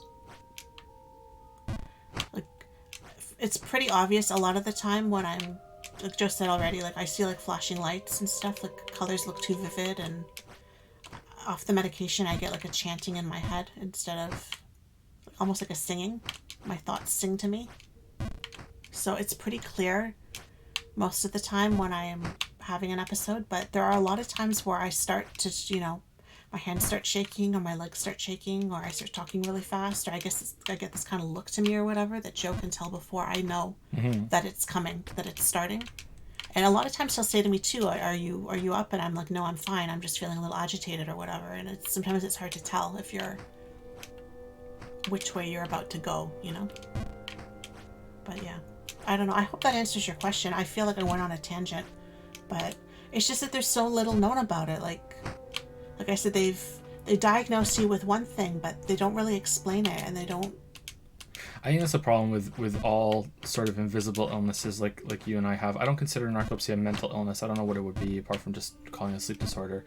But even when I was diagnosed, no one spoke to me about it. No one sat me down and was like, okay, this is what you have. This is what it's going to be like. Here's what you should do. It's just like, oh, you have this here. Go have this other test and like maybe take this medication and that's it. And I don't know if it's just bad healthcare or if it's just the assumption that you're going to go and look up stuff by yourself. But I don't like looking up stuff by myself when I don't have a baseline knowledge of it, because like I'm not a doctor, so like I don't know what all these things are. I went into the psychiatrist and I said to him after a while, I think it was after that 6-week episode that I had, and I said to him, because there's bipolar 1 that has worse mania and it has psychosis, and it has less depression, less severe depression. And there's bipolar 2 that has more severe depression and more risk of suicide, but they don't get the psychosis. They don't have the worst mania. And you only need one manic or hypomanic episode to be diagnosed. So like it only has to happen to you once. So it's like we didn't do a full history, so it's like I'm supposed to be bipolar 2 because I have the worst depression and I don't have the psychosis. But we've never sat down and went through and we're like, okay, well, is that technically psychosis or what's that? And like, so I read things about people with bipolar 1 and I'm like, well, I have that. And then I read things with bipolar 2 and I'm like, I have that. And then I go to him and I'm like, I'm supposed to be having like 4 episodes a year maximum, and I'm having them like every month. So, oh, you rapid cycle. Okay, I rapid cycle. What the hell is rapid cycle? You know, so it's like you go to see a new doctor and you're just kind of regurgitating what your diagnosis is. They don't check on you. They don't call the other doctor and say, "Is this correct?" Like it's not even like rapid cycle is a medical term for having more than 4 like changes a month. Like to There's me, also ultra rapid, yeah, rapid, like ultra. 4 changes a month isn't exactly fucking like I wouldn't describe that as rapid, right? That doesn't sound like rapid to me. Means like you're changing every day. You know what I mean? Like well, any more than 4 times a year is rapid cycle. So what happens when it's every month? Yeah, is that still rapid cycle, or is that they don't tell you any of this? So then you read stuff on the internet, and then you're like, well, that sounds like me, but that might be me, and I don't know who I am, and I don't know what this means, and I don't know what I have, and you know, and it makes you feel even more out of control, in my case anyway, because not only can you not control your moods, and you can't control your thoughts, and you know, like you're just swinging all the time from one into the other, but you don't even really know what you have, you know, and like what's happening to you, because no one really. I went to see a psychiatrist here, and she gave me the most thorough history that, you know, she's ever taken, like, has anyone's ever taken from me. But even she didn't explain anything to me. And she just kind of nodded when I would say things and made her notes and said to me, what's your prescription you're on? Can I see the bottles? And I gave her the bottles, and she said, okay, I'll see you in 6 months. Like, call me if you need me. But in the meantime, you're pretty stable right now. So, you know, go about your business. So that's, you know, that's pretty much how it is here for mental issues, you know. My other psychiatrist was the same. So you'd go in to see him, you'd wait like an hour to see him, and then you'd be in there for 15 minutes, and he'd say to you, have you been depressed? Have you been suicidal? Have you had any mania? Okay, let me write you. Is there anything you want to talk about? And usually there wasn't, because what do you talk about when you're being rushed through like that? And then here's your prescription, and I'll see you in however many months, you know. So it's a bit confusing. Yeah, and the what I meant by the rapid cycling thing is also that the medical term makes it sound like a lot different than what those words typically mean, right? So without the explanation, it's like it's a real confusing kind of thing when they don't go into it. Someone said something about how they. Oh, there was something I wanted to say, but I saw it before. Someone said something they were on medication and it made it worse for bipolar. I don't know. I didn't see that. It was quite far up. Hold on. Here you go. From Ken and Inspector. I was prescribed sertraline for my bipolar, and I made everything about the experience worse. It gave me those uncontrollable highs like you described earlier, and it really didn't stop me from feeling down. It just stopped me from feeling anything while I was there. You have every gram of my sympathy, because sometimes I ask myself those questions too. Is the up me really me, or the down me? I'm sorry you have to deal with this awful disease, but I'm glad you found a good doctor. I'm sorry for you too. I will say, were you only taking the sertraline? Because like I haven't been on that many medications, but I do know that there's like the SSRIs or you know, they're supposed to be really not bad, you know, really bad for bipolar. And I was taking stuff like that before, and it would send me into these mini highs, and I didn't realize what was happening. So after like a week of being on them and feeling worse, I would just stop taking them all the time and then not go back to the doctor for a long time after that, because I was scared of what they were going to give me next. So I learned that like if you're not taking a stabilizer, or you're not taking it seems like you need an antidepressant to get you out of the depression, but you need something that has like a ceiling on it so that you don't go any higher than your ceiling. And with the lithium, I found the ceiling was even lower. And I feel like I'm taking Abilify right now, and I think I'm on like the lowest dose, and I don't really need anything more than that. Like I have very few highs now, and they're not as bad as they usually are when I do have them. But maybe try something that's a more modern drug, and you need a good balance between the two. You need an antidepressant to keep you up, but you need something to keep you from going too up. So they told me I was bipolar since I'm professionally diagnosed, but he gave me such an yeah. I don't know about those two. I didn't take those two. I would switch doctors, or I would at least get a second opinion, and I would be honest about it. I would go in and say I'm feeling worse than I was feeling before, and you just, yeah. I'm reading what you're saying. Heart medication interacts badly. Yeah, you just you need to find something that goes together well, that fits. You know, that's all it really is. It's just Wellbutrin and lithium for me, great. Wellbutrin is a stimulant. A lot of people use it to quit smoking, apparently. So it's an antidepressant, but it's also a stimulant. So it gives you that energy boost. But for me, it's too much of an energy boost if I don't take it with something. With lithium, good. Lithium and lamotrigine, very, very bad. Very, very, very bad. Like, I felt worse on that than on anything. And then now Wellbutrin again, and Abilify. And Abilify is a newer drug. And I'm really, like I said, maybe the Wellbutrin could be a little bit higher, but I'm also scared that what if it's too high and then they have to raise the Abilify, and then do I really want to do that? And can I just make this work a little bit longer, you know, without having to change medications or anything like that?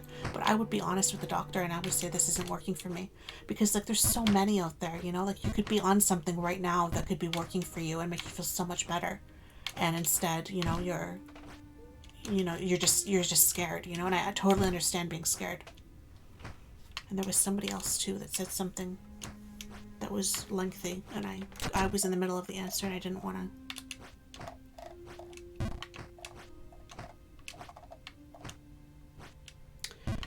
Sarasperilla. Lili, I have been struggling with depression since I was 10, and you don't know how inspiring it is to see someone who struggles with mental illness have such a beautiful life. Most success stories treat mental illness like something that they have gotten over, but the fact that you still live with it brings me a lot of hope for the future. I hope I can live like you someday, and that you can keep living your life. Thank you so much for saying that, and it's a nice comment. It's a very nice comment, and it's something that doesn't go away. It becomes part of who you are, and it becomes part of how you live your life, but it can become very manageable.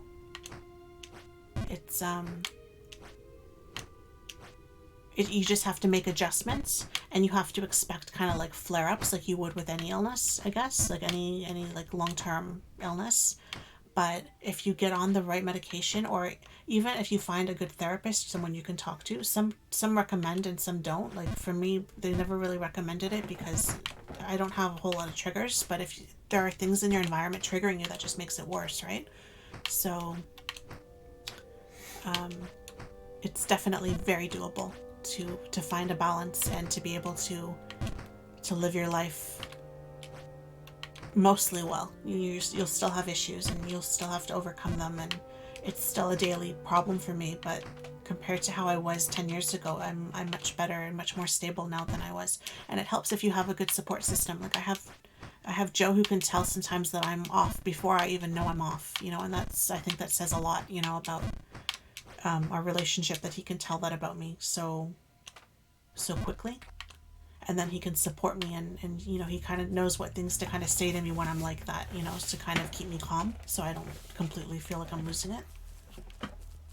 But having kids is like the worst and the like best thing that ever happened to me, because I have to get up and I have to live now, you know. I can't, and I don't want them to see me upset, and I don't want them to see that I'm struggling, but at the same time I can't hide it either. So I've had to kind of find a balance between them, you know. Like Finn understands that I'm sick sometimes, you know, and he's very, very sweet about it and very supportive. He's a good boy. You know, he's only 4, and he'll come and he'll give me hugs and like tell me he loves me, and you know, like stuff like that. He's a very sweet boy, and but it's hard. I'm not gonna lie. Like you can't just stay in bed all day now and just not get up. You know, like there's no more sick days once you have kids like that. That part's over.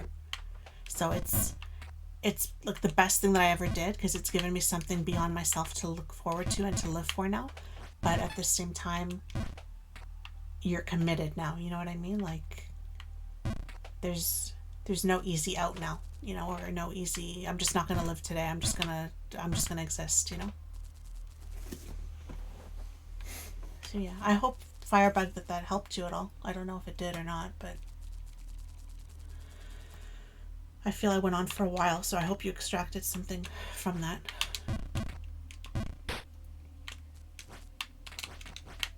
And if you're ever in a similar situation and you want to send me a message asking me something specific about medication or bipolar, you can do that.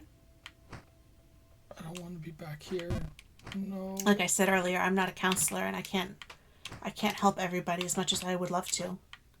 And I didn't have a whole lot of help myself when I was younger, so that's what it is. It's that I want to help everybody, you know. It's just I just can't help it. It's if there's something that I could do that makes listening, you know, that would make me help them, then I don't want to say no. But bipolar is something that I can say for myself at least.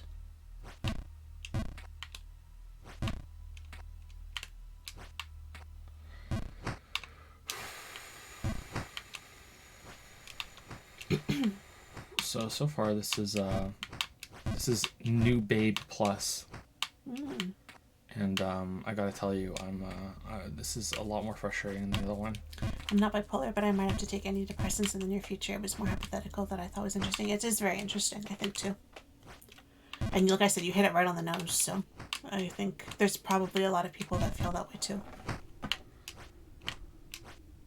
It's not so much the medication that makes me feel that way, it's just the thoughts. It's the illness itself, and the medication can, for me, with bipolar, can bring out, like, it can bring it on, it can trigger it.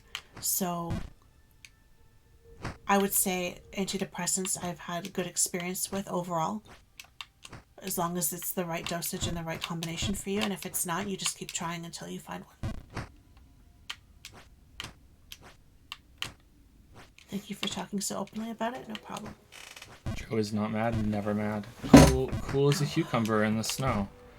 Cool as a cucumber in the snow. It's not that brave, Canon Inspector.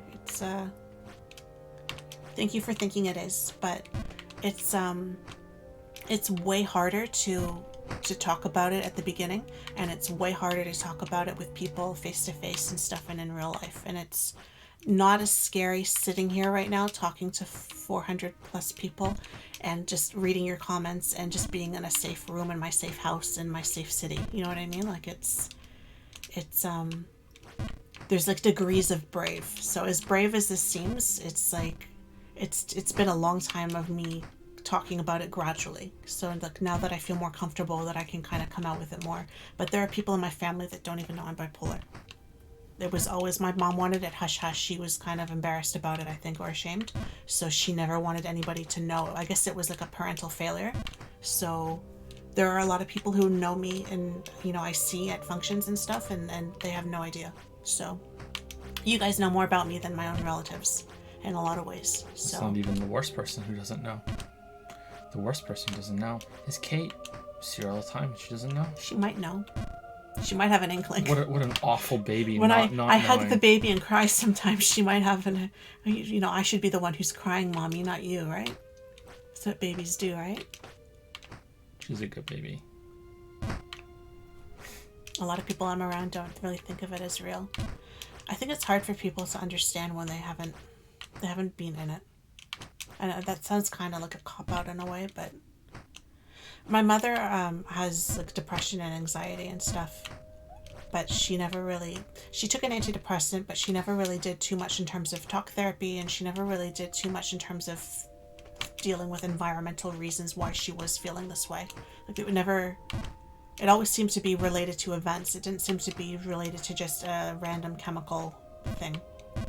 But she thought we were exactly the same.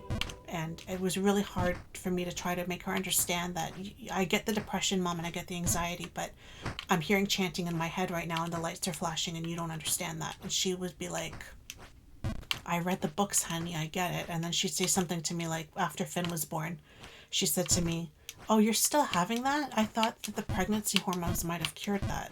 So I guess she didn't read a book on that. So it's hard sometimes when people that are close to us don't get it, but they think they get it, or they don't think it's real, or they don't understand the extent of it. And it can be really, really upsetting, you know? So I get that. Someone's waiting for me to scream when I get angry when I fall. It's never going to happen. Can't scream or he'll wake up whatever kid is sleeping, which is probably Leo. I don't know if the other two are. It's never going to happen. Cool as a cucumber. You're not going to get that kind of scootin' Freude from me. Don't worry. Pregnancy hormones make it worse, and postpartum makes it worse. Like you're so much more risk for being hospitalized. And she was like, yeah, it's probably nothing. Lily, but thank you so much for discussing this. Thank you so much. I've been struggling with depression and ADHD since I was in my early teens, maybe longer, and I still question things like, should I tell my psych to change meds? Because I can still be very depressed and tired and lacking motivation a lot of the time, but I'm so much more stable than I was 10 years ago, and I don't know. It's nice to know none of us are alone in all this. Sorry for rambling. You're not rambling, and I know exactly. That's how I feel right now, is like they're not working perfectly, but they're working, right? So do you really want to mess with like working good enough? Or then there's part of me that thinks, well, what if you were so much better and you could get closer to a more sane version of that productive manic girl, Most relatives that know about my issues tell me with goodwill to be brave and other things to that effect. I appreciate the sentiment, but them saying that makes me feel guilty about me not being able to be brave. Then I feel guilty for not feeling good when they are trying to make me feel good, and then it goes into a cycle. It's this farting devil. Well, that's the... Do you get up, though? That's the problem, though, right? You're still here. People being supportive makes you feel even worse, right? Makes you feel worse because you feel like you don't deserve it. In my case, anyway. It makes you feel like you're ungrateful. It makes you feel like, well, if they're so good to me and I feel like this, well, like I'm not keeping up my end in some way, like I have Joe, I have my kids. What do I have to complain about? Like why am I like this? I'm just some stupid, ungrateful bitch who doesn't know how lucky she has it. You know what I mean? So it's, for what you're saying, I just feel like being brave, like what is being brave? Is being brave sitting here talking to you right now? Well, I'm not depressed today and I'm not manic today. I feel okay today. So would it be braver if I was depressed or manic and I was sitting here talking to you about it? Or like what does that mean, Brave enough to talk about it, but that can come in degrees, like that's a comfort issue, and it's you being comfortable enough and finding the words even to put into words something that you might not understand, and you can have had it your whole life and I still don't understand sometimes. And I've had it since I was like 11 years old that I've been depressed and suicidal, and I'm going to be 34 this year. And I still don't have it together, I still haven't totally made my peace with it. The only person that I knew when I was growing up who was bipolar, I found out after she killed herself. So does that tell you a whole lot about my experience with bipolar and why I didn't want to go and have anyone diagnose me with it? Because I was so scared that being bipolar was like a life sentence that meant, that you will die, like this is it for you. Good luck. And you hear all the scary things about the medication, how it changes you and makes you numb, and then I'd be like, well, is it really that bad? Maybe I can just deal with a little bit more.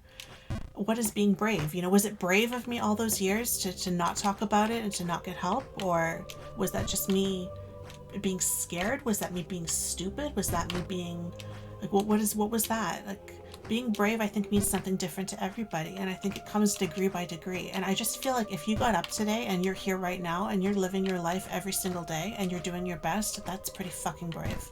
And you should be really, really proud of yourself, because some people don't even do that, and some people can't even do that.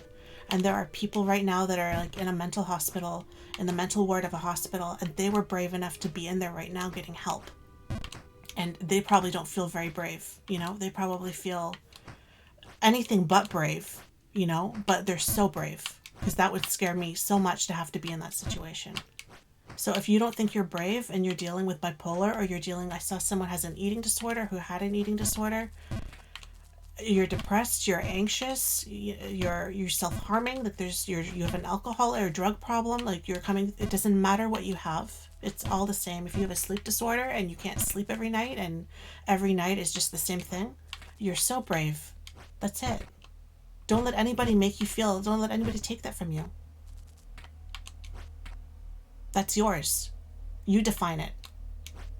They don't get to define it. They can define their own life and their own problems. That's all I have to say. I guess that's how I feel. I feel you're very brave. You should be very proud. Good job.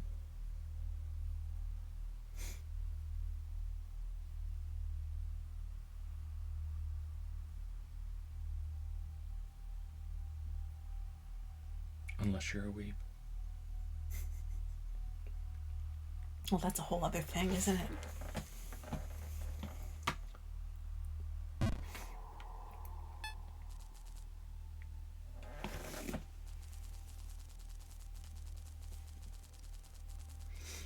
Was that Firebug's second question? That was the second question. Firebug is done. Okay. You're done. You're done. You're done. It's a Lili stream now. Did you see someone say that? It's a Lili stream now. Yeah, Lili went on a rant, so it's okay. It became a Lili stream. These streams are as much yours as they are mine.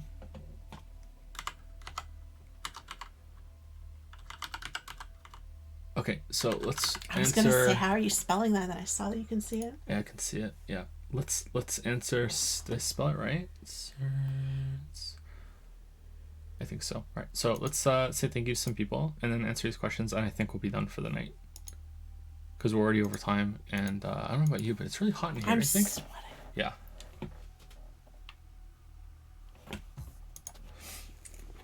So I think it's just 3, starting with Athena. Thank you, it's just Athena for the 500 bits. Tifa or Aerith, and yes, it's Aerith Boomer. Wow, how dare you call me a boomer? Back when it came out first time, it wasn't Aerith, it was Ares when I played Final Fantasy VII. I like both, but I think I would probably be slightly on the side of Team Tifa. I think I prefer Tifa overall to Aerith or Ares. Just too many nice memories of Tifa to deny. Sorry. I think it's pretty split between the two of them, right? Thank you for that question on the bits. It's just Athena. Thank you, Double Chris P. #bacon for the 913 sub with Hoy. Hoy, Double Crispy, thank you very much. Happy New Year. Should still be saying that. Yeah, probably. Thank you, Shadow Yuri, for the 12-month sub. Welcome to the 1 Year Club, Shadow Yuri. My neighbor woke me up by having intercourse with a robot from the 80s, so I finally catch your stream and share my sub message. Love you, miss you during your break, heart. Thank you, Shadow Yuri. Welcome to the 1 Year Club again, and Happy New Year. And why is he having intercourse with a robot from the 80s? Is it a Dalek? It's not something you hear every day, no? Yeah, it's not. If you scream, you can have my child. I'm not gonna scream. Although this is really frustrating. This is a lot more frustrating than the original. There's just something really, really bad about not being able to move to plan your jumps. It seems very like they're amping up the frustration on purpose, which, you know, that's the whole point of the game, right? But yeah, this is pretty bad. Okay, but do we get to name the child? And last but not least on my list is Ethan Mathu for the new sub right now. Welcome to Dragon's Den. Welcome to the Rub a Dub sub club, Ethan Mathu. Clawfist. So we're going to answer Surplexius' questions, and if there's a quick one on Patreon, we'll go over to Patreon real quick and we'll answer that one. But you know what? Actually, I think we're going to be done. Sorry. Like, we just answered Discord questions today because some of them ended up being quite long and heavy. So we'll answer this one and then we'll next come week back. We'll just be all Patreon. Yeah. So whenever you're ready, Lily Bell.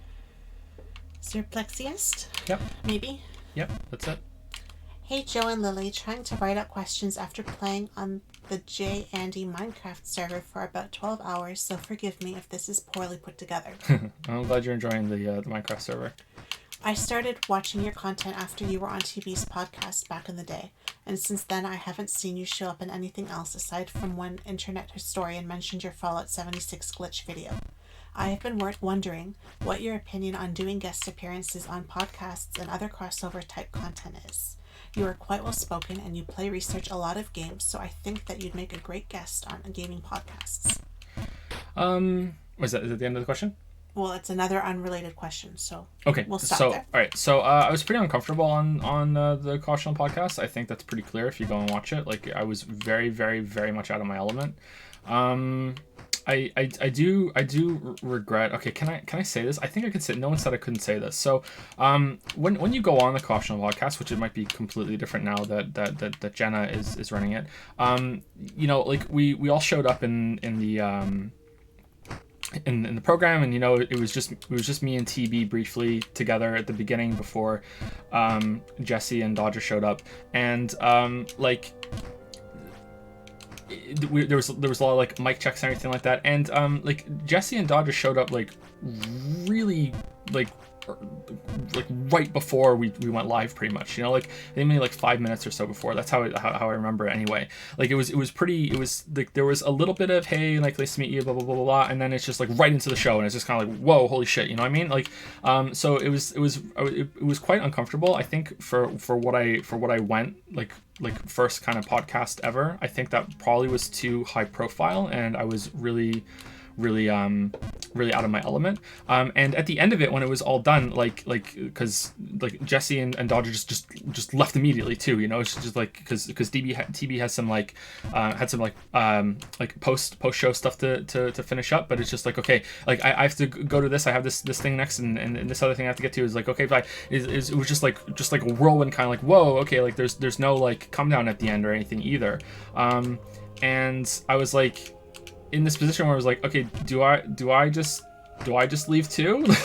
You know, like is that what happens? Do I just go? And I don't know, I feel like that kind of awkwardness has kind of stayed with me a little bit afterwards, where I'm just, I don't know, it's not something I'm really comfortable doing, and like the whole thing we spoke about last week about, like, you know, should people even listen to me, blah blah blah blah. So it makes it hard to seek that sort of thing out. There have been offers I've had like multiple times to go on different podcasts.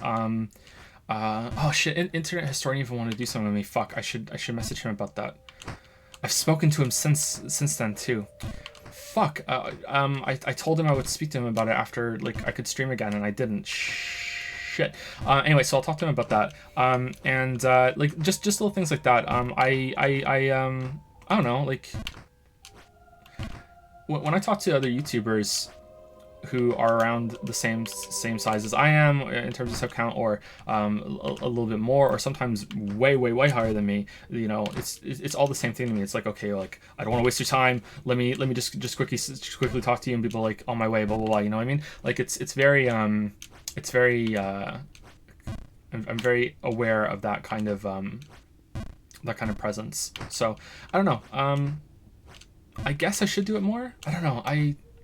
It's hard with the kids though. Yeah, it's hard to schedule it too. That's the other part of it. Time here, like they don't guarantee any quiet or any lack of interruption, you know.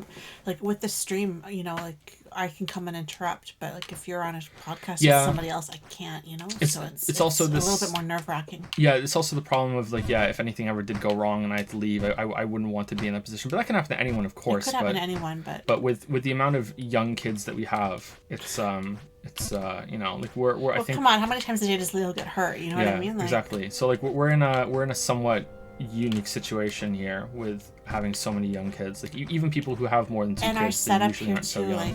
like you're like, if I have to put Kate for nap or something, you know what I mean, like you're right next to the crib, you know, so it's like you're not even in an office removed somehow from all of the noise making, you know. Maybe when they're older you could do more, you know, when it's a little bit less chaotic, maybe. Probably. But right now, Yeah. I think it would be a bit hard. I don't think going on the caution was a bad experience, by the way. I don't think any of what I just said is bad. It was just weird. It was like, oh wow, okay. Like I was already so uncomfortable, right? So it was kind of like, oh, all right. So this was not a bad experience. It was just a very very odd experience. So that's what I mean by that. Sorry, maybe I wasn't clear enough. I'm just seeing some things in chat right now. Finn on a gaming podcast.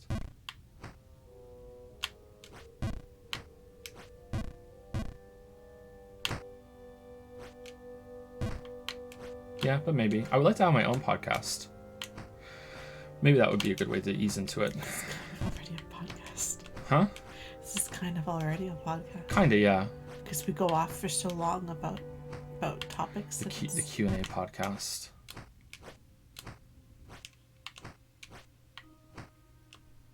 Maybe we should stop the Q&As and just do a podcast instead.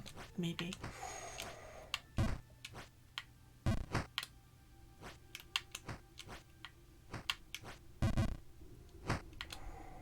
I could have my own podcast, and it could be called Lili Talks ...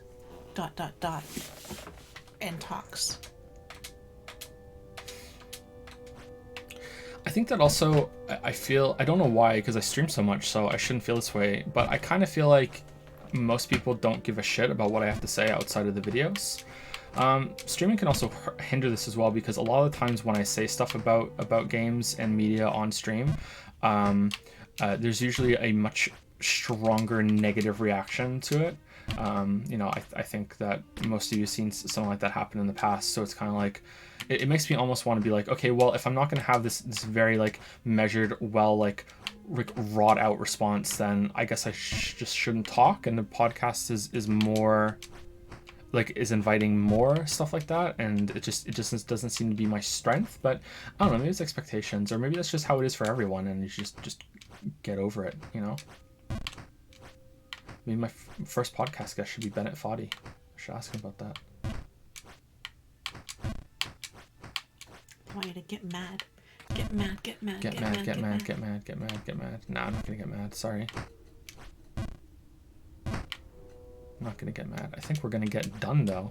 All right, I think that's all I can say. What's the next question from Surplexius? Another unrelated question is, what kind of magic, hard or soft, systems do you like in novels? Personally, I always feel better about hard magic systems, but the longer the story, the more they fall apart. I feel like soft magic systems can cause get-out-of-jail-free situations in the writing or in the narratives, which can make some powerful moments ruined because they just solve it with the soft magic system, reviving a dead character before it's established that it's possible. Thanks for all of the content, and sorry about all of the weebs. It's okay, don't worry. The weebs are sorry about that too. So I talk about magic in the Witcher video, hard and soft magic systems briefly. I also talk about low and high fantasy.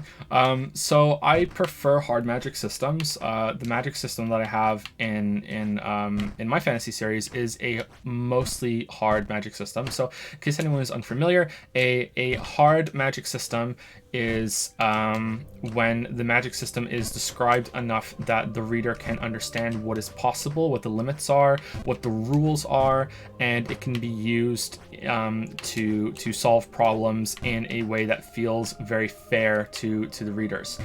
So it's treating magic more as a science. So if a book has a hard magic system and then out of nowhere they just have a new spell that doesn't follow the same amount of rules as the other magic system just to get them out of a problem, it's kind of like they just pulled crap out of their ass because they wrote themselves into a corner, and the writer is cheating. Whereas a soft magic system is very much like Harry Potter. Harry Potter is a soft magic system where the rules of the magic system are kept away from the reader. They just kind of make things up as they go along. It's a lot more about like rituals and emotions and it just like things can be just made up. That doesn't mean that there aren't moments of hard magic system like in Harry Potter, and just like there can't be moments of soft magic system in a book that otherwise has a hard system. Like they can mix and match. It depends on how it's done, as always. But I prefer a hard magic system because I prefer literature or stories to have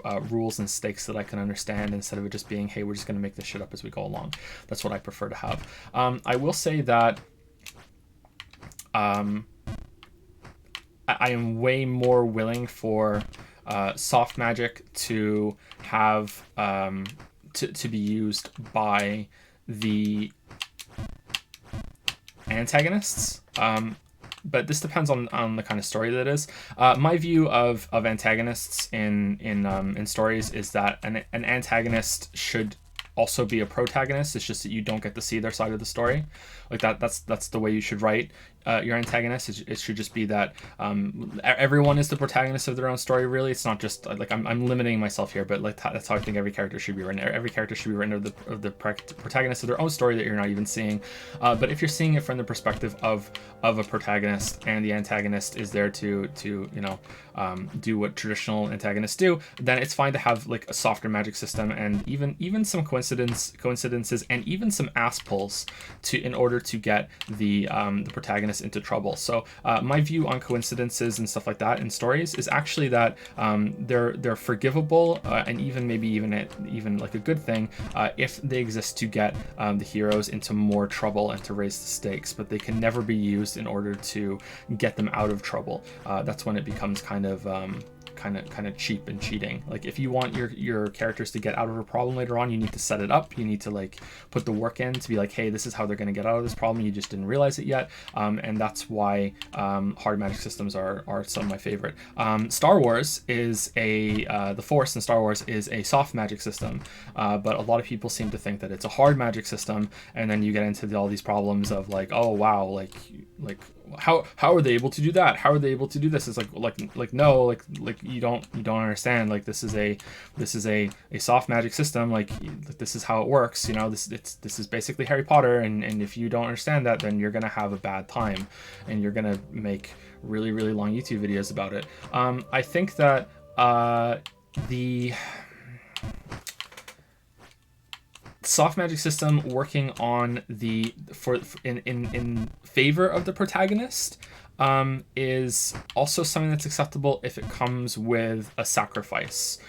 So if it's like, okay, we're gonna have an ass pull, but you're gonna pay, so that can also work. So there are different ways to do it, but this is more talking about like genre fiction and stuff, and it's interesting. I really like genre fiction, but so there's gonna be some amount of cheese into it, of course.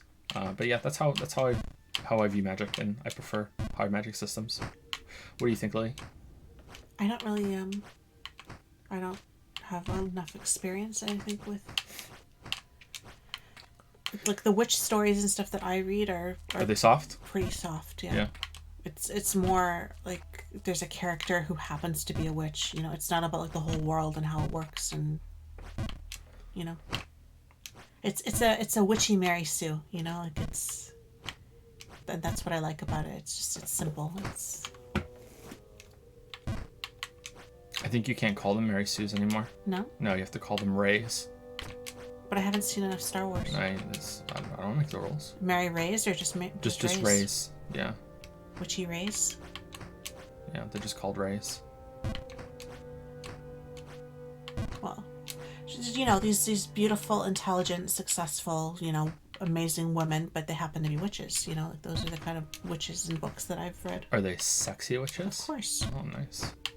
Where are these books in the house? Or they're like Anne Rice's witches. But even that didn't establish the world. It was more in a historical context. Like as you went generation by generation, there was like each witch, and how she fit into that time period pretty much more than in the world of their making. So yeah, I don't think I've read anything that's like hard magic. Hard magic, yeah. I think everything's been soft that I've ever read. It's quite rare.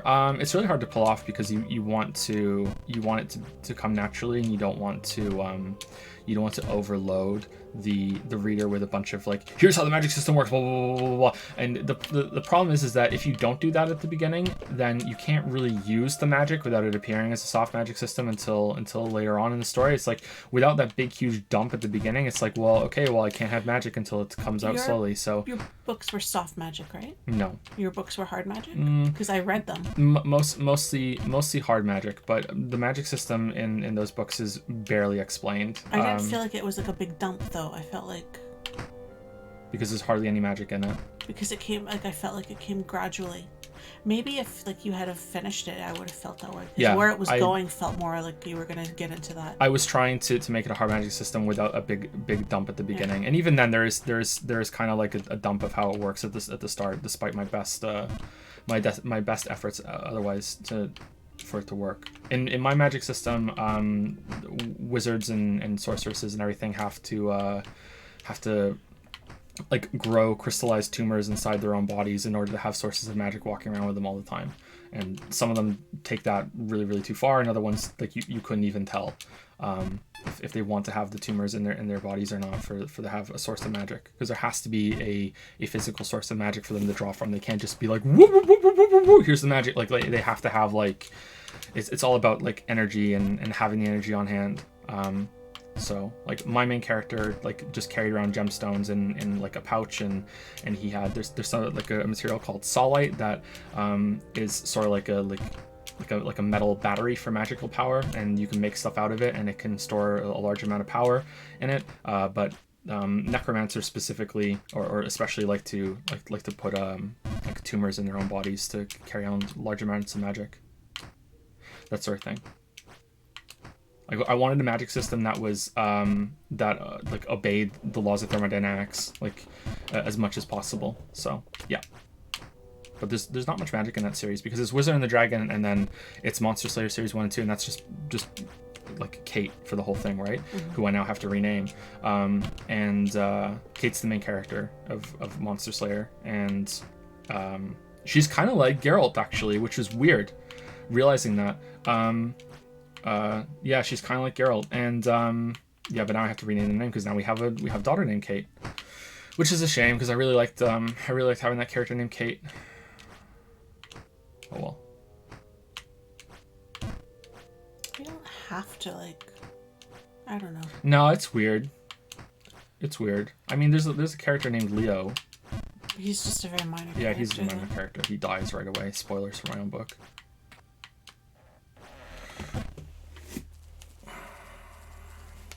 Would it be spoilers to say if the magic tumors can eventually become malignant, cancerous, etc.? I haven't really thought about that much. I'm gonna guess yes.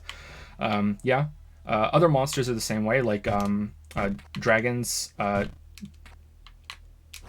like have the same kind of, like, magical growths inside of them, and most monsters come from overexposure to these magical forces that are in the world. Like they become mutated by being too close to them. Yeah, so that's kind of like my attempt at a hard magic system. Like, I'm pretty good. I'm pretty happy with the magic system in that story, actually, in that world.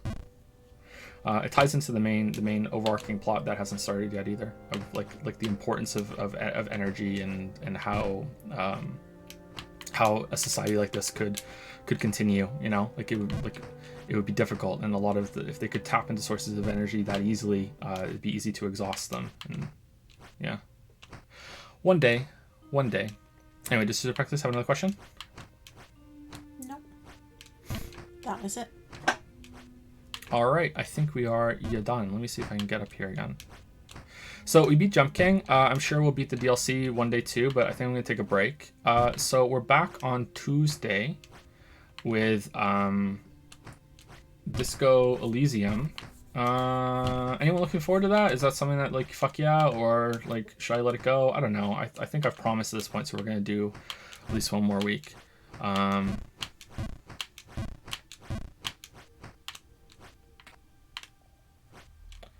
So we'll see how that goes.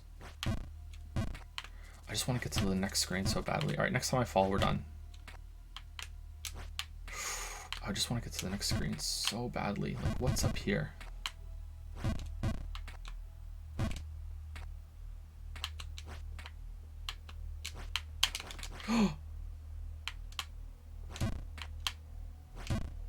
No. Okay. No. No. No. No, no, no, no, no, no, no, no, no. Okay, we're here. Okay. What's on the next screen?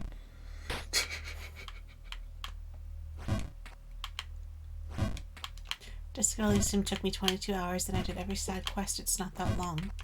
Oh, everyone says it's way Someone longer else than said it that. would take all of January. Yeah.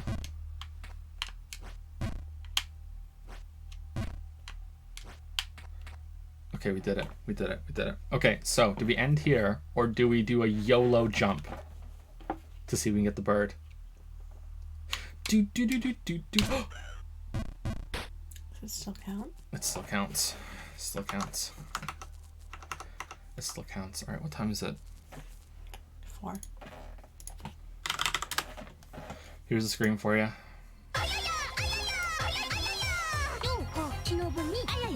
Yeah.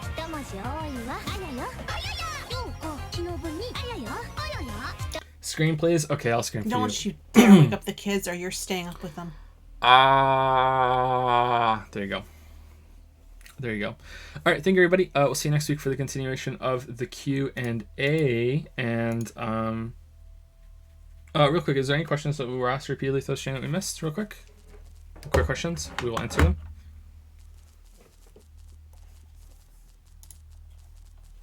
Did you think someone will just come through? Thank you, JTank27, for the 513 sub. Thank you very much, JTank. Subbing right at the end. Hope you're aware that we're just about to end. Sorry if not. Thank you very much. 5 months in the Weeb tank. I didn't do any of them for what I think people. It's okay. I'm playing Those Persona 3 poor now, people. so I'll be ready once you play Persona 5. I had to stop watching live because you caught up to me. Yeah, it took that was long streams. I wonder if Persona 3 and 4 are as long as Persona 5. All right, anyway, see you guys later. Have a good weekend. See you next week.